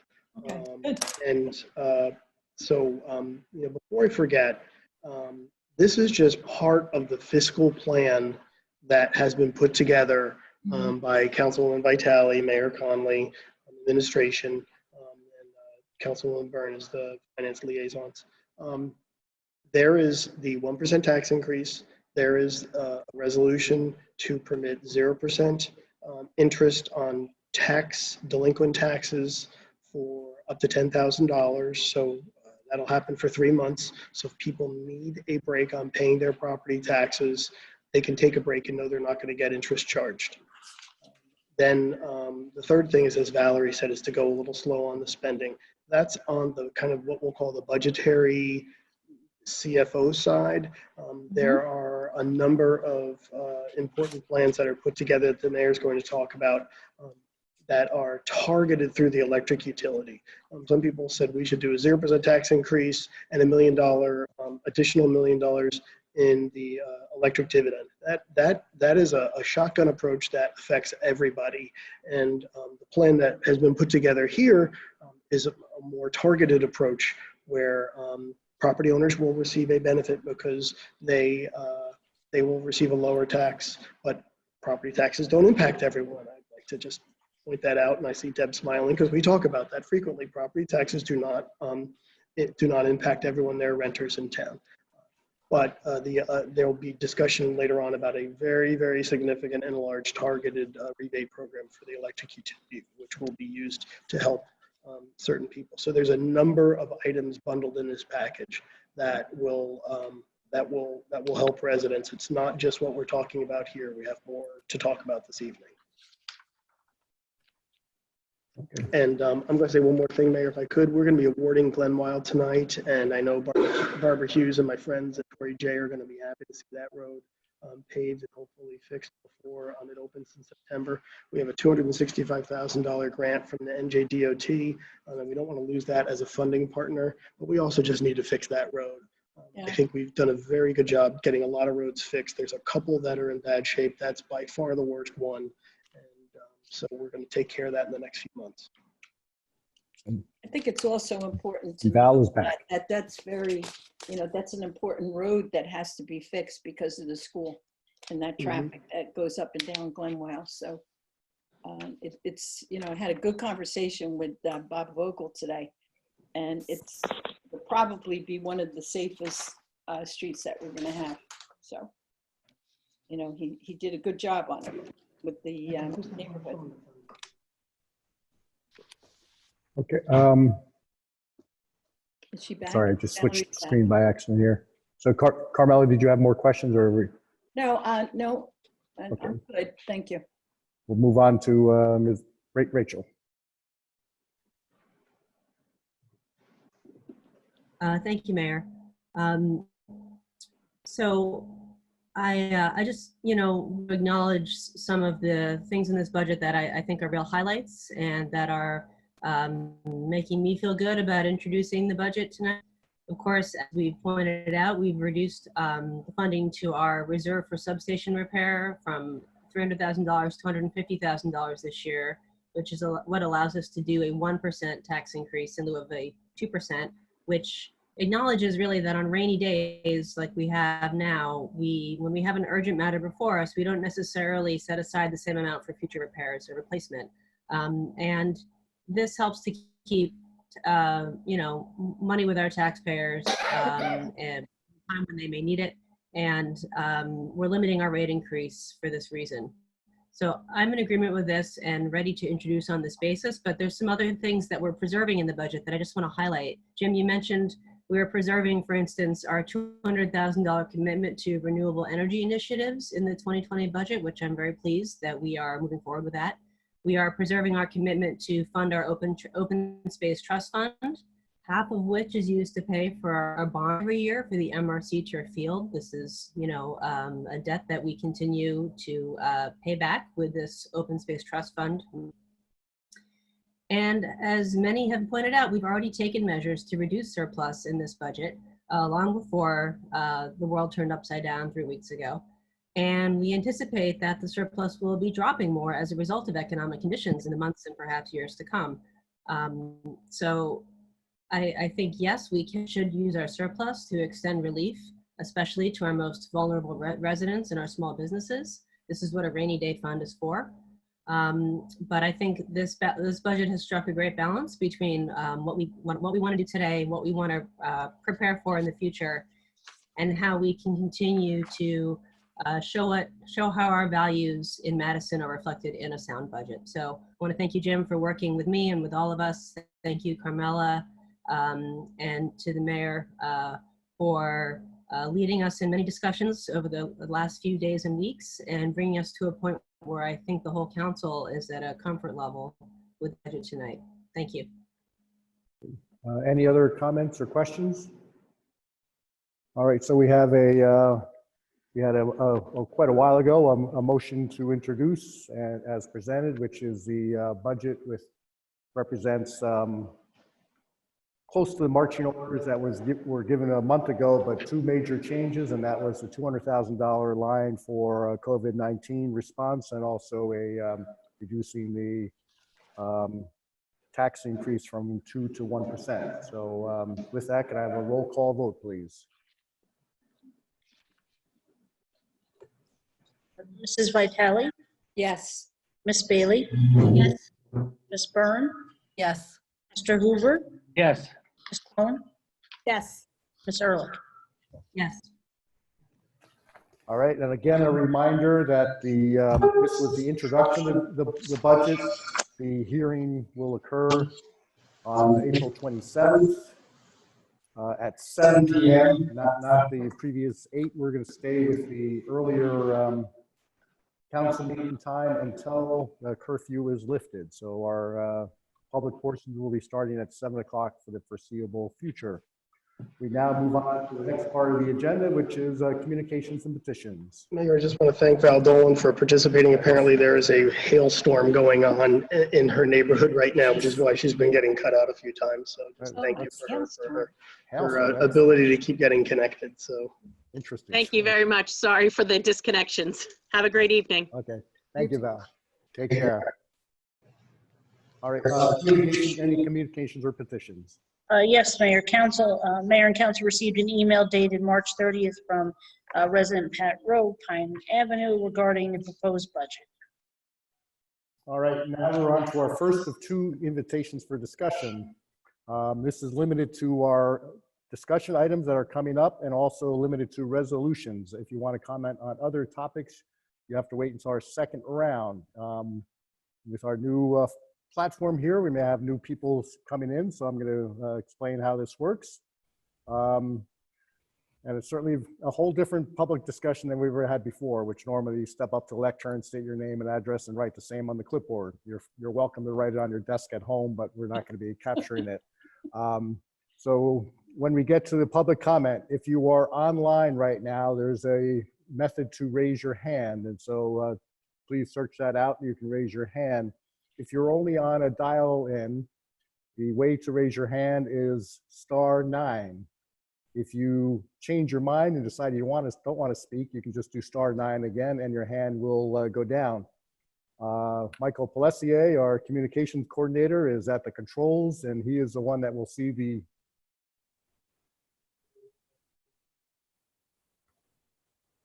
that's part of yeah, we're okay. Yeah, no, sorry. We're having yeah, we're feeling our way through here. So again, if you are on a phone line, you're going to do *9. Once you are recognized, please state your name and your address, and do it slowly so we can capture that for the record. Please try to keep your comments to 3 minutes, but I will give you a 1 minute grace period. So when you get to the 3 minute mark, I will tell you 1 minute. We will stop you at 4. And if you don't wrap up on that breath, we will have to mute you, as we would have done here if you were in person. The items you can comment on, we have which you're about to hear in a little bit, the COVID-19 recovery support, which will be presented by Lisa Ellis and myself, and then open fund trust fund requests. We can comment on those two things. And the resolutions that are on the agenda, you can comment on. Resolution 99, authorizing shared service agreement with Township of Mount Olive for a part-time tax assessor. Resolution 100 is adjusting interest rates for delinquent taxes, very important. We cannot waive or move the deadline for your next quarter property taxes, but we can waive the delinquent taxes and penalties. So next quarter, as Jim mentioned in the presentation, if you have a tax bill of $10,000 or less, your interest rate will be 0. Anything over the $10,000 would be the what is approved prior. And that's in effect through August 1st, up to August 1st. Resolution 101 is ratifying the approval of Madison Chatham joint meeting agenda items, and this relates to payment of bills, various resolutions. This is typically done by the joint meeting, but that meeting was canceled for obvious reasons, and so we are ratifying that. Resolution 102, awarding contract to Midwest Construction for $490,000 to Glenwild Road Reconstruction Program, and this is funded through Ordinance 1/2020. Resolution 103 is a contract to AB Contracting amount of $370,000 for Madison Dodge Fieldhouse project, and this was funded in Ordinance 54/2019. Resolution 104 is approving a salary increase for part-time plumbing subcode official from $38.76 to $40.76 an hour. Resolution 105 is authorizing Whippany River watershed sign installations, municipal right-of-ways. Resolution 106 is awarding professional services contract to Omland Osterkorn for consulting engineer not to exceed $42,000 for $42,450 to provide surveys for reconstruction of various roads. Resolution 107 is appointing Fire Chief Lou DeRosa as part-time position of acting electric subcode official. We have a subcode official that is in quarantine right now. Resolution 108 is suspending water and electric utility shutoffs during the COVID virus state of emergency. This is so families don't have to worry about utilities being shut off. We have signed a pledge to DEP for water already. Resolution 109 is awarding the smart meter services agreement to Byram Laboratories. And that's already been funded. And Resolution 110 is appointing Michael Riggs as position of apprentice lineman, annual salary of $60,775. Resolution 111 was the one that was just voted on the budget, and Resolution 112 is authorizing a change order from Denville Line Painting the amount of $20,000, bring the total contract to $45,000 for the road restriping improvement program. So you may comment on any of those resolutions or the two items on our agenda discussion. If you want to comment on any of those, raise your hand now. When I recognize your, when you get recognized, not only state your name and address, but also the agenda item you're speaking on. If you want to speak on another item, that will be later in the agenda. So anyone wishing to comment? Chris, you have been unmuted. And who is that again? I don't know. Can you hear me? Yes. My name's Chris. West End Avenue, Madison. Full name, please. Chris McDougal. Okay, thank you. We've been looking at it and we've been talking about it for a while. On the Museum of Early Trades and Crafts, on the Main Street side, it's one of the first things that you see coming into town. The marble wall has been unlevel and not very attractive for I don't know how many years. Last time the sidewalks were done, we requested it be taken care of or make it at least look presentable. You're coming down from Madison Avenue, Park Avenue into Main Street, center of town. That's one of the first things you see on the right-hand side. We're hoping with this, you know, the Museum of Early Trades thing, maybe we could get it fixed this time. Property. Okay, thank you. And we will answer your questions after your comments. Or any other comments that you want to bring up? Not at the moment. Okay, thank you. We will, before we move on to the next person, we'll make sure we address that in the, it is not part of the trust fund, but we'll always cover that in that discussion item coming up. Anyone else with a hand up? Gary? Gary, you're unmuted. Gary?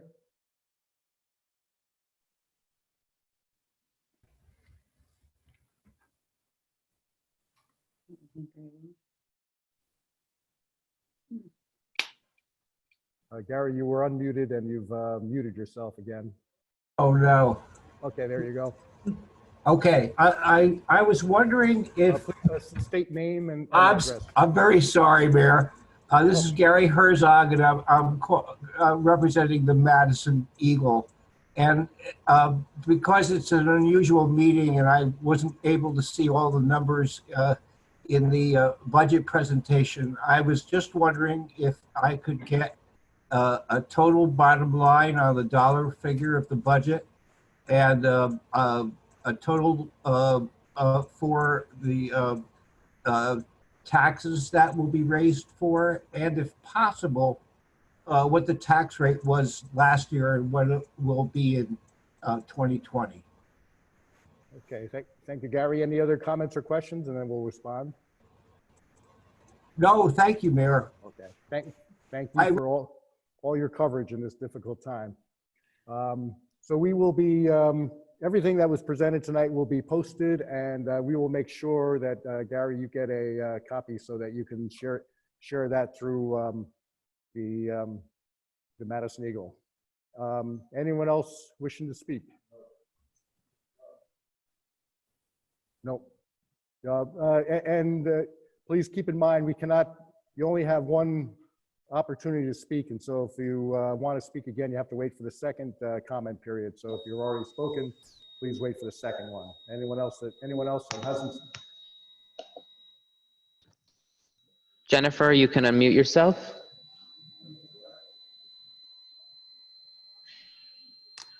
Oh, actually, this is Deb Starker. This is not Jen. Okay. I'm using the museum Zoom, but I just want to know, Deb Starker, Beverly Road, I'm the director of the museum.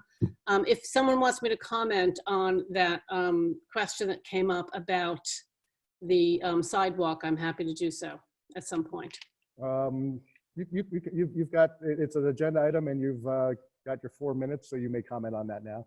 Okay, so the open space agenda that's up right now is really for internal and interior work on the museum, and it's not, has nothing to do with any of the outside or anything on the perimeter. And that actually is a sidewalk issue, which really would be a town issue anyway. So I just wanted to answer his question about why we were not including that in the open space funding. Thank you. Any other comments? All right. Thank you, Deb. And if you remain on the line, if anything comes up during the actual agenda discussion, we know to ask for Jennifer, and we will, as the representative of the museum, you will be able to comment on that, not as a resident, but again, represent the museum. Anyone else in our queue? Okay. Seeing none, we close this part of the meeting, and now we move on to our agenda discussion items and COVID-19 recovery support. And we'll start with on the business side with Lisa Ellis. Am I unmuted? Hello?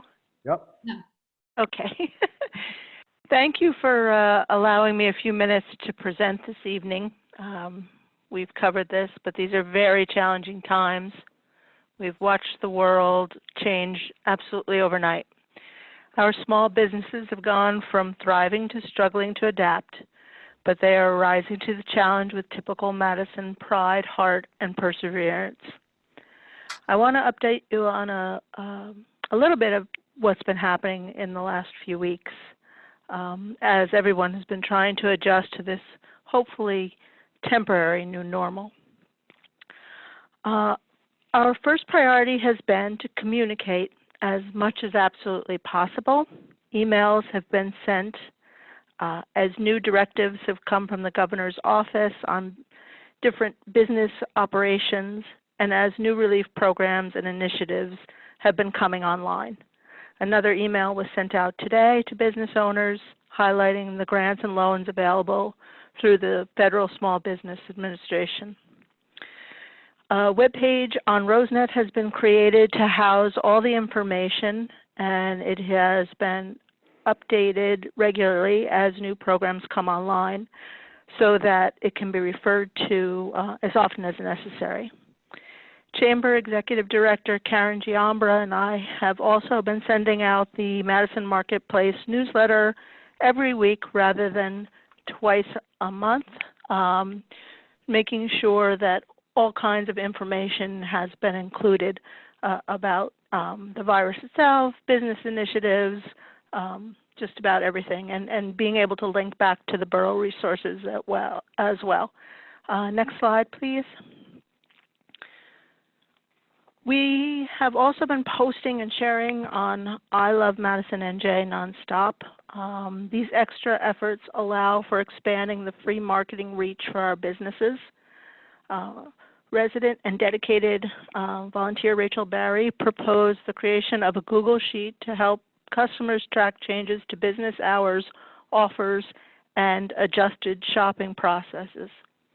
It's been a great resource to have everything in one place, and we share that out every day. Last week, we held a virtual Taste of Madison, which the mayor had suggested, and we are constantly looking for new possible promotions.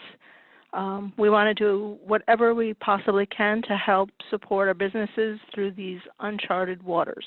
If you have a great suggestion, please send it my way. We are open to anything. Next slide, please. I cannot adequately express how amazing our business owners have been. So many of them have gone out of their way to help their customers, and even more impressively, the medical and first responder communities. I hope everyone is supporting as many of these efforts as they can. Two specific campaigns that stand out and were, one of them was already mentioned, the Suburban Shoes, Buy a Pair of Shoes for a Healthcare Worker. I know I bought 3. Alfred's is running a Together Strong, where they're selling T-shirts to support the COVID-19 unit at Morristown Medical Center. And on the reverse of that, we've had, as was mentioned before, the outstanding Frontline Appreciation Group it was, as Deb had mentioned before, started by 2 local women and has now swept the entire country with units popping up all over. They are providing meals to medical workers and first responders through our local restaurants, which is a huge boon for our local restaurants and is the absolute definition of a win-win. We are very thankful for that. Next slide, please. It's been very, very hard watching this unfold, knowing what the economic damage will be for our beloved small downtown businesses. Researching what has been happening around the country with the help of a resident who reached out to us, we were able to come up with a concept for creating the Madison, New Jersey Small Business Recovery Grant Program, which the Madison Main Street Foundation, DDC, and Chamber have all enthusiastically embraced. The Madison Main Street Foundation fully supported creating a GoFundMe campaign to raise money for these grants and has agreed to match the first $50,000 raised on a one-to-one basis. Spreading the word is key, and I'm asking for your help and that of the entire community to get the message out. Full details have been shared on I Love Madison NJ social media. A page has been created on RoseNet, and it was sent via constant contact email today. We're hoping to, at some point in the near future, also solicit private donations, and any help would be appreciated. In 4 days, as of this evening, we are almost to $10,000 raised on the GoFundMe, which is a great start, and that was only from 52 people. So I know what this community is capable of. This will take a village, and I know the community will come through. A simple grant application has been created, and it will be pushed out over the same channels I just mentioned when it goes live on April 1. Some of the things the businesses will be able to use the grants for, the intent is a wide range of recovery activities, including but not limited to helping with rent costs, covering operational costs, help defray marketing costs, and even, pay employees wages for unperformed work. We're not limiting this. We want it to be as open and available to people as possible. It is directed at small businesses, 20 or less employees, and the businesses will need to be located in the downtown district, which includes all of Main Street. It's a specific definition in Chapter 15, which is laid out in the application. That, as I said, will be live on Wednesday. I want to thank you for your support. We will get through this together. The amazing spirit of this community is why it will always be the #1 best place to live. And I just want to make sure everybody stays safe and well and hangs in there through this.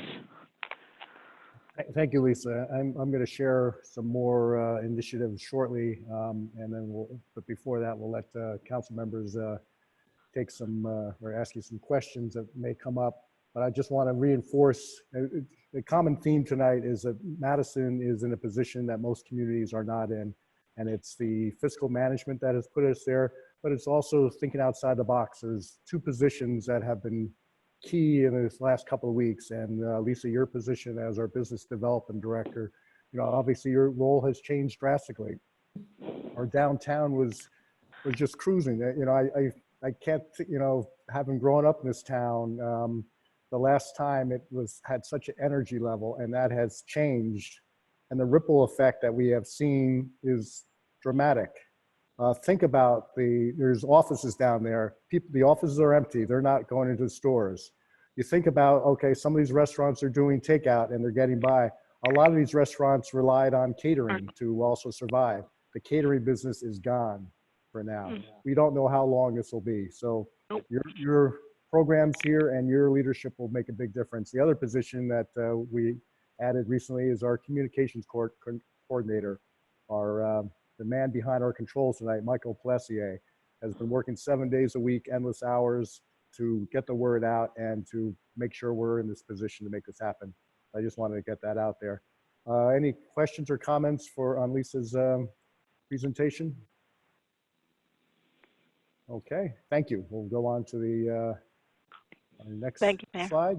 And we're gonna, what we're gonna do right here is, and this is key as we do our presentation, put our presentations online. We just want to make sure to reinforce who to reach and who to go to for some of the help. And so we got Deb and John will take us through the next couple of slides, and this information will be available online, especially through our COVID-19 page. Thank you, Mayor. So the first one, that was who my unsung hero was too. It just puts all that information for that flag appreciation group. The Facebook link will be on there, so you can go there, the PayPal to donate to them. And it just kind of gives you an overview, but I'm not going to spend a lot of time because I've already covered them. So if we can go next slide, Michael. Off of this group, you can find this information on Flag as well. There is Christine Preston is the Madison contact. She is coordinating mask making. She's got people dropping off fabric. So if you can't sew, you can go pick up fabric and cut it. And then she's putting together kits for people that have the ability to sew. I certainly don't, but for those of you that do, thank you very much. And with it are directions on how to do it safely and to keep, as much health conscious contactless as possible. But these masks can go over the N95 masks and keep our health workers that are out there and others safe. And again, there's the link to donate, but you can get full information either on Madison area parents or on the Flag Facebook group. Next slide. This one, kudos to Alex Jennings and Barbara Hughes, who set this up. The Madison public school system is doing a great job Monday through Friday of feeding those students who are on reduced and free lunch. They can go to the high school during certain times and receive contactless delivery of lunches and breakfasts. It was realized the weekends meant that the schools weren't there. So how could we help them? So Alex and Barbara have set up this GoFundMe to help those students to purchase gift certificates for grocery stores so that they can at least go and get groceries for what they need. It was decided that was the easiest way so that they could have a say in what they like and that sort of thing. So they are working on that as well. And then I'm going to turn it over to John for the next two. Thank you very much. This is, I talked about this before as well, because Maria and Paula were the people I gave a shout out to. Again, we started this a few weeks ago. They started this a few weeks ago. There's a few of us have participated, and they've got like over 70 volunteers, maybe 75. And you set up, they have an 800 number. You see that right there, and an email address. And all you have to do is call or email, and they give them a shopping list, and they will arrange to have somebody go shop for you and drop the food off, and then you pay them. And it's really good. We've also added to this, as I said before, a pickup and delivery laundry service at a discount. And if you have any other ideas, please let us know, okay? You could do it through the 800 number or the email address, okay? Next slide. Okay, this is Suburban Shoes. We've talked about this before. If you click on that long hyperlink there, you will be able to see that they charge like $40 for a pair of shoes that get donated to nurses at a series of hospitals that you can pick. And it's just an excellent service. And thank you for stepping up. I think I'll do my shoe shopping at Suburban from now on. It's really cool. Okay, next. This is what Lisa just talked about. That's the Madison Main Street Foundation is driving this grant process for the GoFundMe page for small businesses. You could donate online, as you can see at that link. And it's a great program. So I would hope that you do it. Our small businesses are really in dire need of as much help as they can possibly get, particularly the very small ones, okay? So thank you very much, Mayor. And just real quick to piggyback on John with this small business grant, kudos to the businesses that are doing their best to take out. I mean, tons of toys has been great. The restaurants have been great. My kids said to me, I want bagels this morning. So I called Bagel Chateau and they had bagels waiting for me when I got there. But a shout out to Lisa, who the communication on this has been huge. We've been getting emails. I'm sure the businesses have been getting even more. But when I went to get those bagels this morning, it was just kind of really sad to see I was the only car on Main Street. So I think we just need to keep in mind everybody. I mean, we've just given you 5 places that want your money to help various things, and to just try and do what you can and support as much as you can so that we can keep our downtown what it is, and the downtown that we know and love, and all these stores that hopefully sooner rather than later can reopen and get all their employees back and everybody back working. So thanks, Lisa. Carmela? Unmute there. She's about the greatest. So anyway, I just said I could spend my lifetime saying thank you to Lisa. She's been the greatest. She's answers that telephone, answers the questions, and she's just been wonderful. Michael, of course, as you stated, he's been a lifeline. But I wanted to kind of talk about a little bit about the senior project, what we kind of thought about, and Mayor Conley just brought together probably one of the greatest groups of people that were able to participate in a Zoom meeting one day last week. And he put Tom Honahan, who is the chair of the Senior Citizen Advisory Committee, because these people are extremely concerned about our vulnerable seniors and how to find them and how to take care of them. So the mayor, I don't know if you were going to talk about this, but I think it's very important, is that he has established a coordination with all of these people that are helping out there. And it's just been a really great experience. You have good people like Tom Honahan, who can organize anything. You have Maria, who just organizes everything as far as working on websites and whatever. And it was a great honor to meet Paula the other day, who worked with Thursday Morning Club and said, hey, listen, we want to send people out. So I think what the mayor did was bringing all of this coordination together so that we're able to help people without kind of stepping over each other. So I think it's going to work out. I'm looking forward, to the next Zoom meeting with all of those people. So I just wanted to make an effort to talk about that. I think it's important. Thank you. And what going forward, we know that there's going to be grants coming funded through the federal government from the state, and the paperwork is going to be very difficult. And I know our Chamber of Commerce and Lisa are committed to making sure we hold hands with our merchants and small businesses so they can take advantage of all that is out there. Any other comments on this section? And if not, we'll go on to additional support for our downtown and our small businesses.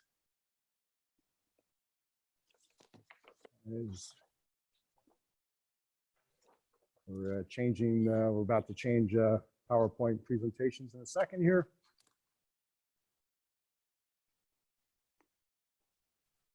All right. I kind of set the tone, and it's been already said multiple times that we are in the unique position of being able to help. And it's through 2 ways. One is our fiscal stability and making sure we had the resources for the worst of times, built up during the best of times. And the other, by the fact that we own our utilities, we can expand and help people in need. So a couple of things that I have put in what I'm calling the crisis response toolkit. Now, these are the ones that I am asking for us to move forward with now. It's been already mentioned that there are other things that can be implemented, and it's hard to remember. We're only, a month into this crisis, and life has changed so much. And so we will come out with other tools that as we see necessary and can be done. But we've had for the last couple of years, thanks to Ben Wolkowitz, the targeted electric rebate, which is available based on income level. So we would like to automatically expand that, not only to income level, because it's based on previous income. Now people's lives have changed drastically. So if residents that have been recently furloughed or terminated, they would be eligible for this program at the same $200 level. This appears as a credit on their electric bill, and so eases the pain of what they're going through right now. You've talked quite a bit about the downtown. It's going to take forever, not forever, but quite a while to recover downtown. I've talked to our landlords down there who already have stepped forward, some doing reduced rent, some giving a 1 month pass on rent, others going to be able to go beyond that. But that is only part of the puzzle. We know that the retail business in this world is very difficult. A 2-day snow closing takes more than 2 days to recover from. This will take a long one. So this would be to do the targeted rebate at the $400 level for small businesses in the, as defined as Lisa presented a little while ago. So it's in the downtown area, commercial district, and central business district. And we'll use the same definition as the grant program. And that would appear, again, as a credit on their their electric bill. Then waive interest and penalties for utility bills. As people are having difficulty paying and keeping up with all the invoices that may come into their house, we don't need to pile on it with penalties and interest that'll just make it more difficult for them to come out of that hole. So we would be waiving for 3 months any interest and penalties. Again, we can look at this tool as to whether it needs to be extended. We have estimated costs of these 3 items, 150, 100, and 50,000. Now we'll go on to the next slide. We've already mentioned this in the budget presentation, and I went over with the resolutions. We have a resolution for this today. This has to be acted on today because we have to notify our taxpayers before the next quarter is due, which is May 1st. And so this would be to freeze any penalties or interest for 3 months. So basically the May 1st property tax due would not be subject to penalties or interest for your first $10,000, which would incorporate virtually all our residents in Madison. We cannot have technically delay the due date of May 1st, but we can waive the penalty so people can wait until they're able to pay down. And then also mentioned, and we have a resolution for this today, is the suspend utility disconnects. People are hurting. The last thing they need is for their power or water to be shut off. We have signed a pledge for the DEP to not shut off water during this crisis, and we will do the same with electric.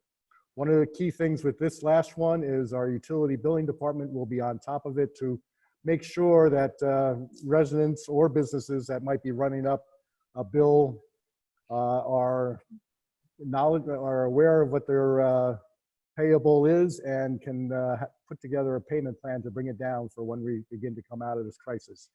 So the estimated cost of all these items is $340,000. The 2 on this page we're taking care of today. The 3 on the previous page, I would like to work with Council President Vitale as our finance chair and Rachel Ehrlich as our utility chair to put together the resolutions and the process to make this happen. And this would come up at our next council meeting in 2 weeks. So any comments or questions with this? Yes, Deb. On this slide where it says waive interest and penalties for utility bills, just for clarification, is that for both residential and businesses, or is that just residential? That would be both. Okay. As we know, both could be heard. I just wanted to make sure. That's what I thought. Yeah, and it's a good question. I would put these as far as the process. 2 of these fall in different categories. The targeted rebates, there will be an application process. So you have to step forward and either as we're looking at the businesses, if you're on the non-essential list of businesses and were forced to close, or even if you're on the essential business list and your business is greatly reduced, there's a process to apply for that. For those recently furloughed, there'll be a process for the resident to apply for that rebate. The interest waiver is more of a self-apply. You don't pay your bill, you're not hit with interest. Any other questions or comments? I had one other question. And I don't know if this is for now or for later, so you can push me off if it needs to be. I know it's something we can discuss outside of this whole budget process. So if 2 weeks from now is a better time, looking again at that electric dividend, which does touch so many people. And I know Jim alluded to it, where the property tax rate doesn't affect renters. And I just want to be clear, it affects renters in that we pay a portion of our rent for property taxes, but there's real no way for us to get the benefit if it's lowered in the middle. Rent's not going to get lowered. I would love it to be, but there's realities. So for me, the electric dividend, so many of the renters in town do pay their electric bills, that would be a way to help those people out. So I'd like us, again, if it's not tonight, in 2 weeks, to look at increasing that amount as well. Yes, a good comment, because as I put this toolkit together and got input, what the intention coming out of the gate right now is to give that support to those that have been directly affected, whether it is a tax increase reduction or a dividend. That goes to everyone across the board, whether their business is same as always or it's been directly affected. So step one is help those truly in need, and step two could be the broad across town support that a dividend would do. Also, we're not, these are very good estimates based that Jim Burnett put together.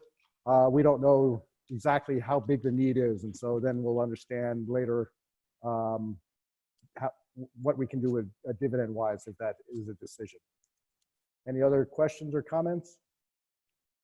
Otherwise, Rachel, yep, and then Rachel, and then Carmela, since I just volunteered both of you, it certainly would be good to hear from you. Rachel? Thank you. Wants to go first. I'm going to put everybody on the spot right now, a little bit anyway, but in one of my conversations this week with Rachel, she brought up a really good point about Lisa and the amount of work that has to be done, or, a navigator, basically. And, I thought about it. We did have conversations, and we had a conversation with Ray Cody and the mayor the other day. And the thought was, why don't we hire the college kids that really need to have a job during the summer and whatever.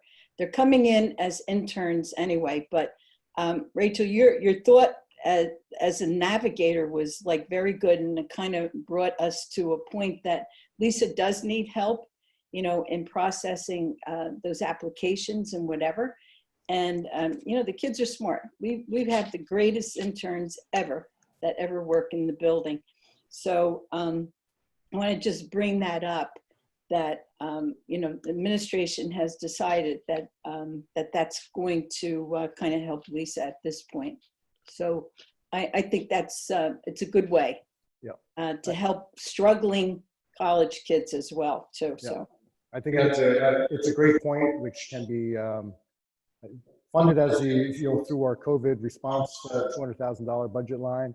And as you pointed out, not only will it help the small businesses that truly be nothing better as an education experience for college students than to navigate the red tape of help from the government. So, yeah, of the state, right? Yeah. Rachel?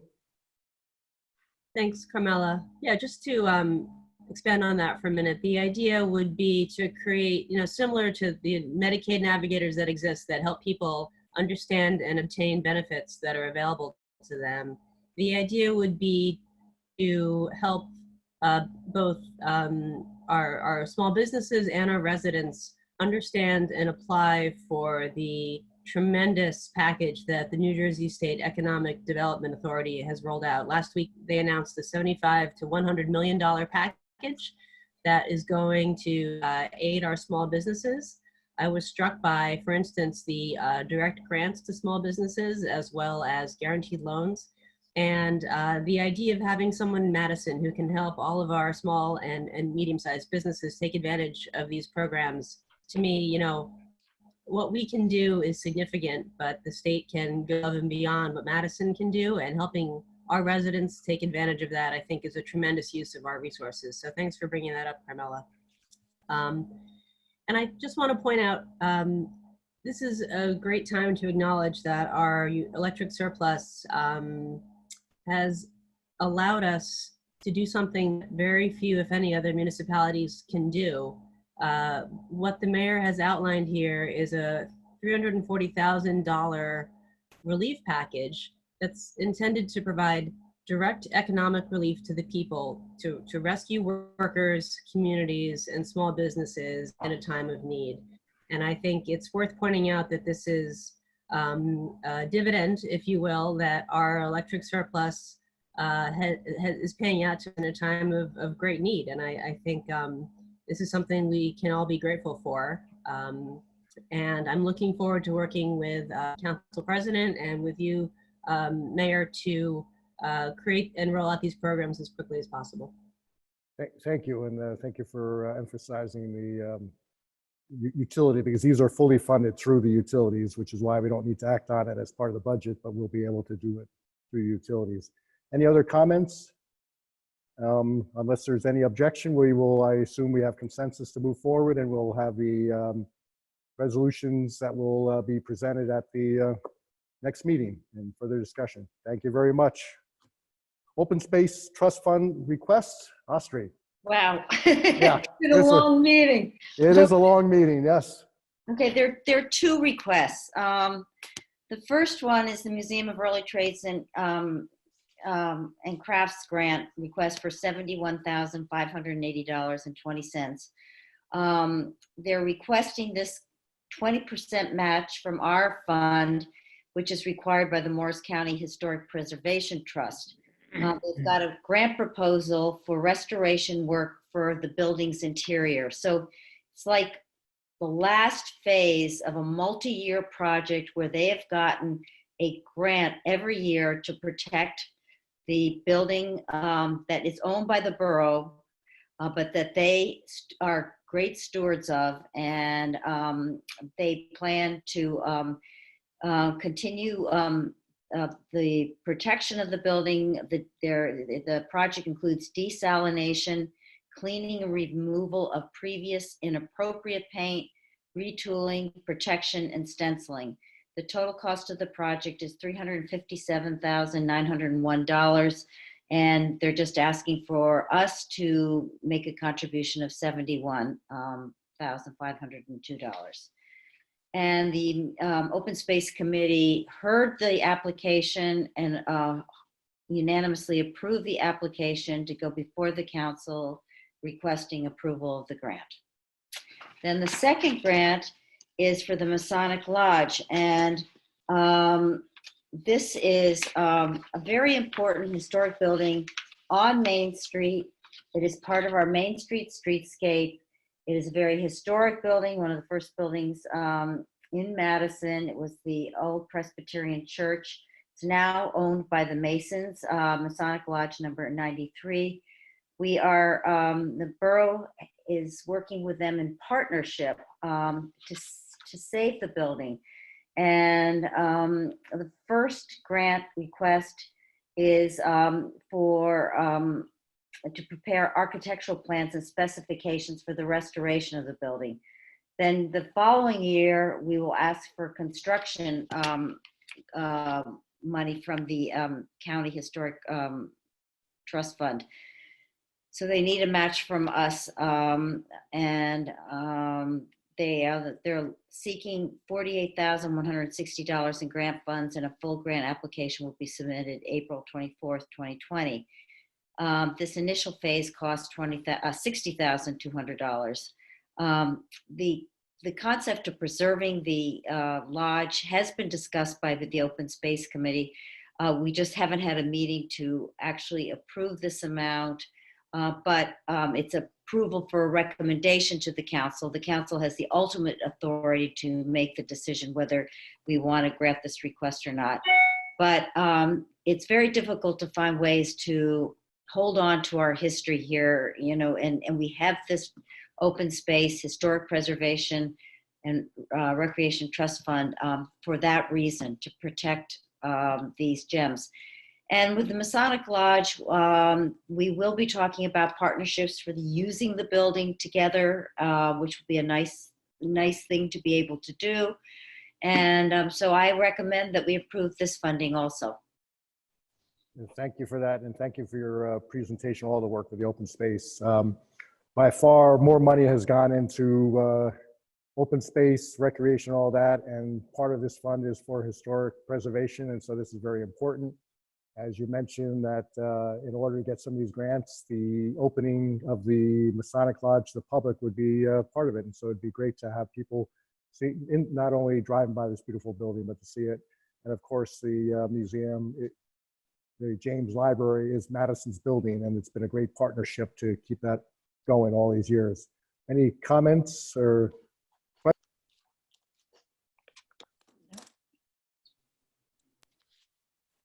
Okay. So they're listed as ordinances. Yep. Yep. So we have, yep, they're listed ordinances 11 and 12 for introduction today. Thank you.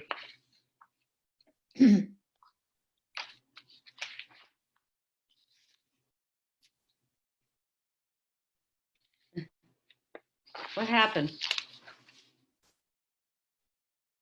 Hearing voices in my ears, sorry. On to ordinances for hearing. Will the clerk please read the statement? The ordinances scheduled for hearing were introduced by title and passed on a first reading at the regular meeting of the council held on March the 9th, 2020. All were posted and filed according to law, and copies were made available to the general public requesting same. Okay. Ordinance 7, 2020. I call it, sorry, the notes here are a little off. So I'm calling up ordinance by first, second reading. Ask the clerk to read said ordinance by title. August 7, ordinance 7, 2020. Too long of a day. Ordinance of the Borough of Madison amending Chapter 15 of the Madison Borough Code entitled Downtown Development Commission. I open the hearing, and is there any in the public that wish to comment on this ordinance, only on this ordinance? Please raise your hand. Again, it's *9 if you're on a phone.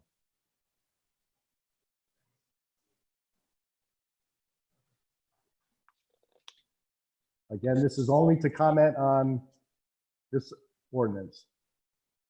Okay. Seeing none, I close the hearing. Mayor, I move ordinance 7-2020. I second.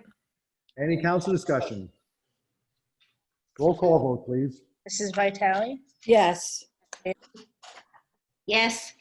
Ms. Byrne? Yes. Mr. Hoover? Yes. Ms. Cohen? Yes. Sterling? Yes. I declare ordinance 7, 2020 adopted and finally passed, and ask the clerk to publish notice thereof in the newspaper and file the ordinance in accordance with the law. Ordinance 8, 2020. Ordinance of the Borough of Madison appropriating $300,000 from the General Capital Improvement Fund for the purchase of street sweeper and accessories for the Department of Public Works. I open the hearing for ordinance 8, 2020. Please signify you want to comment on this by clicking on the hand or doing *9. Seeing none, I close the hearing. Mayor, I move ordinance 8-2020. Second? Any council discussion? Roll call vote, please. Mrs. Vitale? Yes. Haley? Yes. Ms. Byrne? Yes. Mr. Hoover? Yes. Ms. Cohen? Yes. Got the yes there, okay. I declare ordinance 8, 2020 adopted and finally passed, and ask the clerk to publish notice thereof in the newspaper and file the ordinance in accordance with the law. Ordinance 9, 2020, please note we will have the hearing, but this will not be voted on tonight. Ordinance of the Borough of Madison establishing Chapter 195-36.1 of the Madison Land Development Ordinance entitled Solar Energy Systems. Is there anyone that wishes to comment on this ordinance in the public? Please signify by clicking on the raised hand or doing *9. Seeing none, I close the hearing. Okay, Mayor, I move to table ordinance 9, 2020. I'll second. And the reason this is being tabled, this is a land use ordinance that has to be reviewed by the planning board for consistency with the master plan. They have not met because of the current crisis, and we will bring this back after they have reviewed. Correct. All in favor of tabling, say aye. Aye. Aye. Yay. And now we're on to invitation for discussion number 2. This is when you may comment on any topic. Again, same rules apply. If you wish to speak, do *9 or click on the hand raised. We will recognize you. And then as we go forward, you state your name, your address, and do it slowly. And then you have 4 minutes. I will give you a 1-minute warning at 3. But try to keep your comments to 3 minutes. It's getting late around here. Anyone wishing to comment, please raise your hand. As I'm looking over at our master controls here. Kathy Daly, you may unmute yourself and speak. Hi, Mayor. Kathy Daly, West End Avenue. I'm just trying to reconcile toolkit slides with the budget slides. And I just have a question. Line E1.5 in the budget, the second line of the budget in that presentation from earlier, says that it has $500,000 listed there. And then looking at the crisis response toolkit slide, if you add up all the numbers for the electric rebate, the extra electric rebate, it looks like it's only, depending on how you add it up, 250,000 or 300,000. I just want to know how you get to the 500,000 in the line E.1, the budget. We'll capture that question. Any other comments or questions before we answer? Because then we'll close your comment period and answer the questions. No, that's all I have tonight. Okay, thank you. Good question, and you get bonus points for really looking at it very closely. The difference really is our very conservative CFO making sure that the budget truly reflects. And so we had the estimated amount, and we're not too sure exact cost. And Jim, do you have anything else to add? Sure, just that the utility budgeting is a little bit different. What we see that's presented is more of a cash flow projection in that budget side. All of the expenses, when you add all the appropriations up, are reflected in the budget if you went to the state budget document. But on the revenue side, the impacts that are done on there are kind of outside the budget. Like when you set the dividend rate, it's not within the budget, it's outside the budget when you set those rates. Ultimately, it impacts the surplus. So that budget presentation includes the budget, but it also includes how surplus is calculated. But I want to say kudos because that was a really good question. And thank you. Impressive. Do we have anyone else wishing to comment? Chris, you're able to unmute yourself.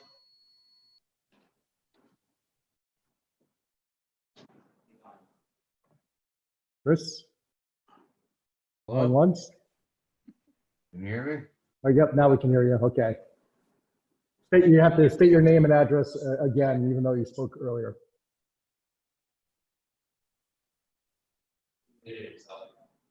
You're muted right now. Hello? Okay, now we got you. Brian McDougall, 85 West End Ave. In regards to the 3/30/2020-1 COVID-19 recovery support, first of all, I would like to thank all food establishments and others that are providing our necessities, although each of the employers are providing their own benefits. What has Madison done? In regards to the COVID-19 and FFCRA recommendations, how is Madison handling that in regard to their employees? For those essential employees, police, fire, EMS, DPW, electric, and sewer, does the borough offer paid leave for employees who are on quarantine with doctor's orders, or must they use their own accrued time? Do you have any more comments or questions before we answer, so we can capture it all? That's my question for now. Okay, well, that'll be it for. Okay, we will. Thank you. Our attorney, Matt Giacobbe, who is also a labor attorney, will address that. Good evening. The federal government recently passed the Family First Act and made extensions to the Family Medical Leave Act. So if a public sector employee, such as a fireman or police officer or DPW, falls ill from coronavirus or has to self-quarantine as a result of exposure to coronavirus, he or she is entitled to up to 80 hours of paid leave that does not count against his or her accrued sick leave. That is funded through the town. Public sector employers such as the Borough of Madison do not get a reimbursement for that funding. Private sector employers do get a reimbursement for that funding. It covers all public employers if they have one employer or more. After they exhaust the 80 hours of paid sick leave through the Family First Act, the emergency sick leave, then an officer or firefighter can utilize his or her own accrued leave. But generally speaking, the 80 hours will cover most people who either have to self-quarantine or become ill because of coronavirus. That was passed about a week and a half ago by the federal government. They've also made extensions in New Jersey to other benefits that are afforded to individuals who fall ill, who are public sector or first responders. So we're tracking that and keeping the town abreast of all these developments so that we can ensure that we comply with the law, both the federal and state laws, when dealing with any of our employees who fall ill as a result of COVID-19 or have to self-quarantine. We're also providing guidance on how people can utilize benefits under the new extensions of the Family Medical Leave Act, dealing with school closures. And as these laws keep on coming out, we keep on updating the town and the administration so that we're in full compliance with that. Very much. Do we have anyone else wishing to comment? I was muted there. Do you have anyone else wishing to comment? Yes, Cheryl, you can unmute yourself. Hi, Cheryl Dodds, 171 Main Street in Madison. I know they talked about raising money to give those kids that get the free or reduced lunch currently gift cards, but have they thought about families that are not working anymore that might not have been covered under that prior because the parents were working, but now they're not? Did anybody think about going into the, like, asking the parents if they're financially okay, or, you know, I don't know if I'm saying it right, but just making sure that all of our students are getting enough food now that we're in this crisis and some parents might not be working. Okay, thank you, Cheryl. Before we answer, any other questions or comments that you may have? No. Okay, thank you very much. One of the reasons I pulled together the web meeting last week pertaining to seniors, and we'll continue to pull groups together, is to make sure no one falls through the cracks. This is a very difficult time, and people are hurting all over, and if there's ever potential of someone falling through the cracks, now is the time.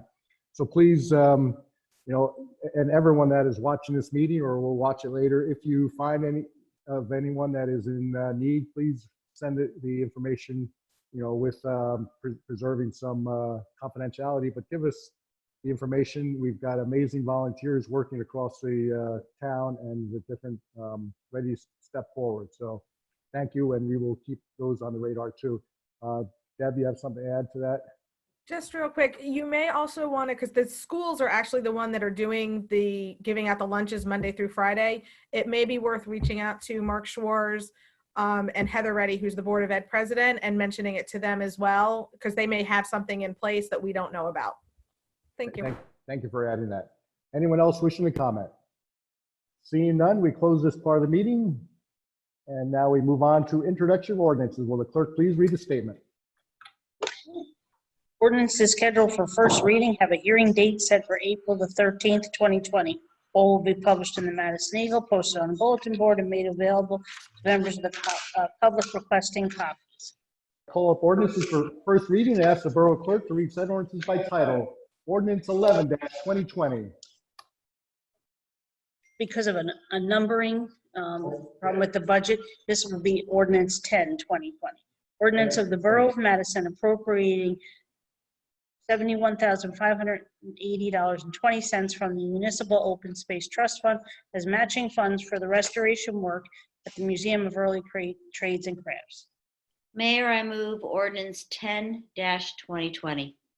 A second. And now I understand the message you were trying to get to me before was on the ordinance number. Any further discussion, though we covered this? Seeing none, roll call vote, please. Mrs. Vitale? Yes. Bailey? Yes. Ms. Byrne? Yes. Mr. Hoover? Yes. Ms. Cohen? Yes. Ms. Ehrlich? Yes. Okay, and this is ordinance 11-2020, correct? Yes. Ordinance of the Borough of Madison appropriating $12,040 from the Municipal Open Space Trust Fund as matching funds for architectural plans and specifications at the Madison Masonic Temple. Mayor, I move ordinance 11-2020. A second. Any further discussion? Seeing none, roll call vote, please. Mrs. Vitale? Yes. Ms. Bailey? Yes. Ms. Byrne? Yes. Mr. Hoover? Yes. Ms. Cohen? Yes. Ms. Ehrlich? Yes. All right, consent agenda resolutions. Will the clerk please read the statement? Consent agenda resolutions will be enacted with a single motion. Any resolution requiring expenditure is supported by a certification of availability of funds. Any resolution requiring discussion will be removed from the consent agenda. All resolutions will be reflected in full in the minutes. Mayor, I move the following consent agenda resolutions, R99-2020 to R110-2020, and then R112-2020. Second.